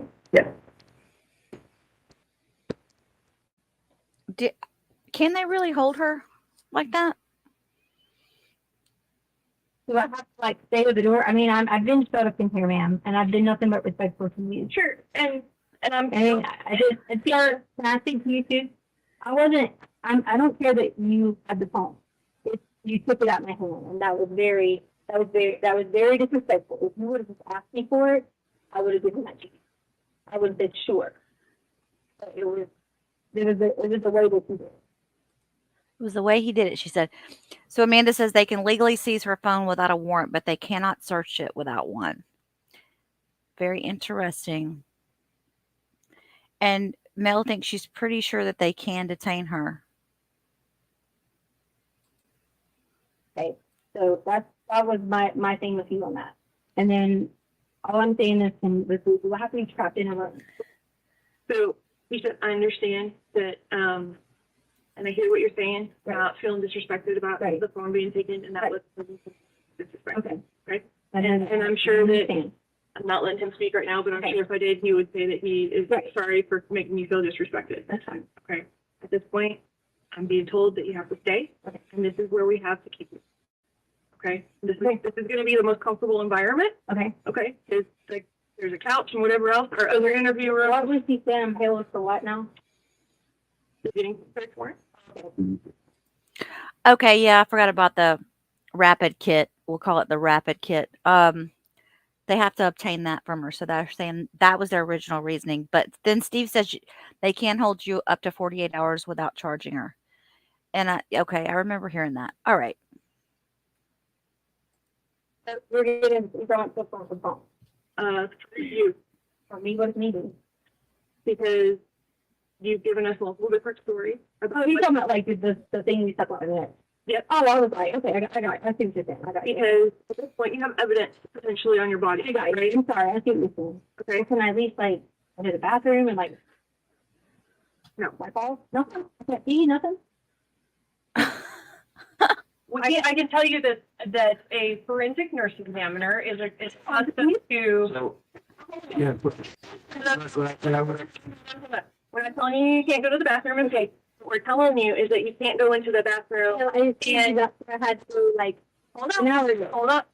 And I've offered you the opportunity multiple times to go to the bathroom. I know, but I wanted to because So hold on. Okay. So here's the thing. Okay. you can take whatever you want from my life. Right. We're not saying that you can't go urinate or defecate if that's what you need to do. What we're telling you that you can't allow to have happen is you go in there and get paper towels and begin wiping possible evidence off of your body. Do you want to watch me? You will. Yeah, where's her fillet of fish? Steve. Well, we're happy you found us too, Carla. We have fun here. We're glad you're here with us. That's why she took off the hospital away. She did. Yeah, well, they knew she wasn't going to the hospital. Yeah, let's see if she cops a squat. We got another hour 15 left in this interview after this one. So that's going into tomorrow's. Hopefully, that's going to be tomorrow morning that we'll be able to hear that. So we'll have to have another one of these lives to watch it. We'll get back with you and we'll get you to the bathroom here in just a minute. Okay. Okay. So just have a seat for us and we'll be back with you. You just watch me. What about like a older drink or something? I don't know. Hot meal. Mm-hmm. So They gave You her need a hot a- pocket. a quarter bottle of water. Are you more Hot daring? pocket. I would have asked for a lot more than a hot pocket. Are you taking my drink?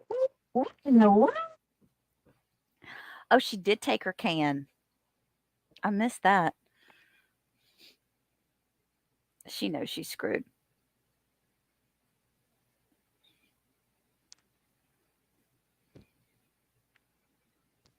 Am I able to make a phone call?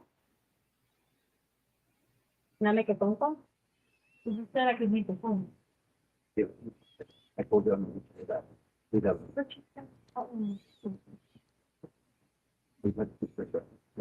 We're not asking you a question. I'm not allowed to make a phone call. I'm Not asking you. have a right to. Tisha, okay, so things have changed since I made that statement to you.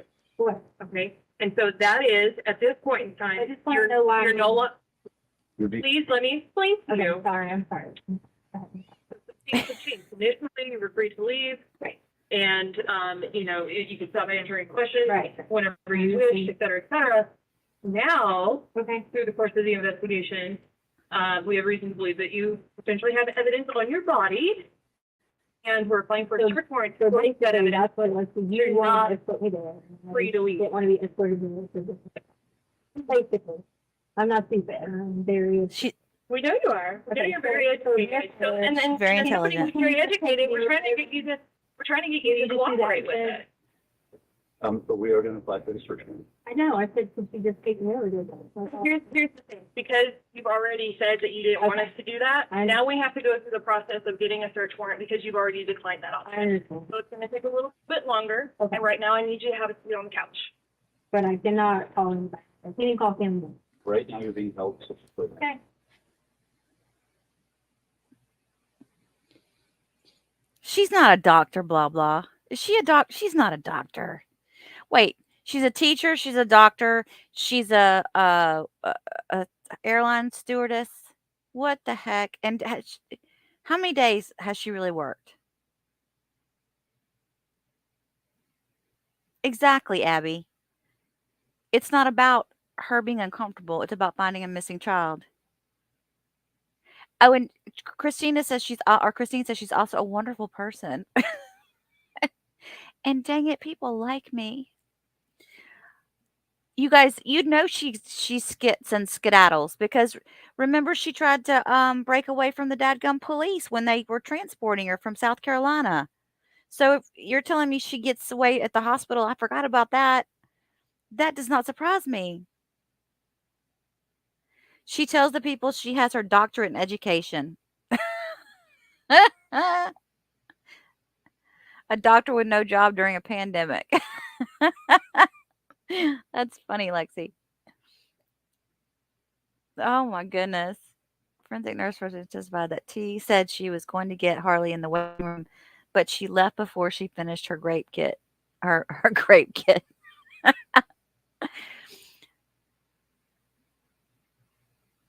Just wait till she tells them how great she is. You guys are cracking me up. Well, I think this is it. Let me see if there's like a few more seconds left.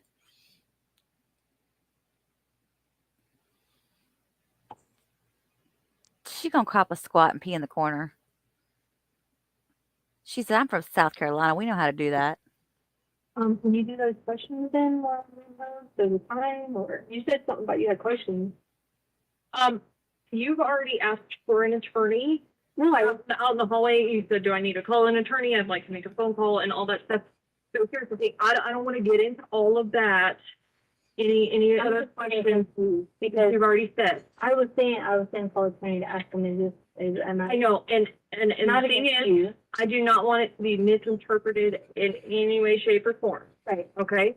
So we're gonna hold off right now, So you're saying you don't have those questions asked me while we were sitting? not at this point in time, okay? If something changes, I will let you know.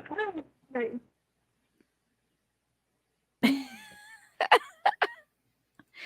Okay, so that was it for that one. And then it's gonna pick up tomorrow morning. Oh, you know what? I forgot about that lady at the school that hired her that they were talking to. Apparently, she had to follow up with her several times to hire her. Who hires people like that? I would be like, you don't call me back, I'm not going to hire you. Of course, it wasn't a customer service position, but still. With her doctorate, she should have known to get an attorney. Well, can't use the bathroom if you want me to clean the floor.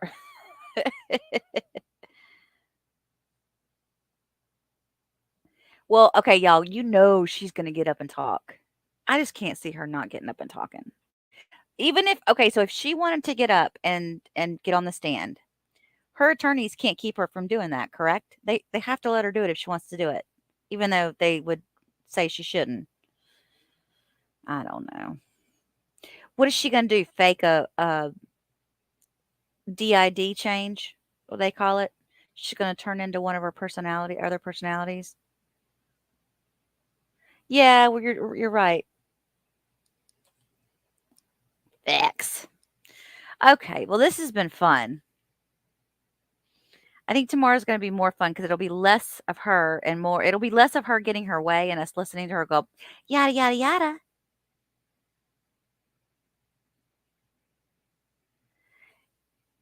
If she gets on the stand, oh my gosh, I might have to do a live of the day she's on the stand. I know. I told y'all to bring your barf bags when you were coming over. All right, so if you haven't watched the video I dropped earlier today, it's like 9 minutes long, I think, and it's basically her the lady telling us what the text messages were to the police, and then also the phone call between her and the officer real quick. So it's not very long at all. Is she really putting tissues in her? I thought they gave her some earplugs or something to wear. And then they never addressed, well, I guess they said when she did say something about, or the jury came back and said, "What are we supposed to do?" when she's like she's making comments and stuff, and I guess they had said they're not going to address it. The judge said that the other day. Tissue. Well, let's face it, Mel, you know she's not using the tissue to cry for anybody but herself. Oh, thank you, Amanda. Unbelievable. Unbelievable. All right. Well, I've been dropping the updates on the West trial. So if you guys want to know what's going on with the Orson West disappearance slash we don't know what, I'm doing one every day. So I figure if I do like a quick 20 minutes to an hour every day, it kind of makes it easier to consume it all for everybody. Also makes it easier for me on my notes as well because you guys have already gone through a whole notebook. You can't record anything in that trial. Like, you know how, like in this one, I can take these clips of audios and whatnot and show them? Love it. Love that. Can't do any of that with this other trial. That's the thing, Teresa. How she cried, like, was she doing dry sniffs a while ago or were those real sniffs? Were they wet?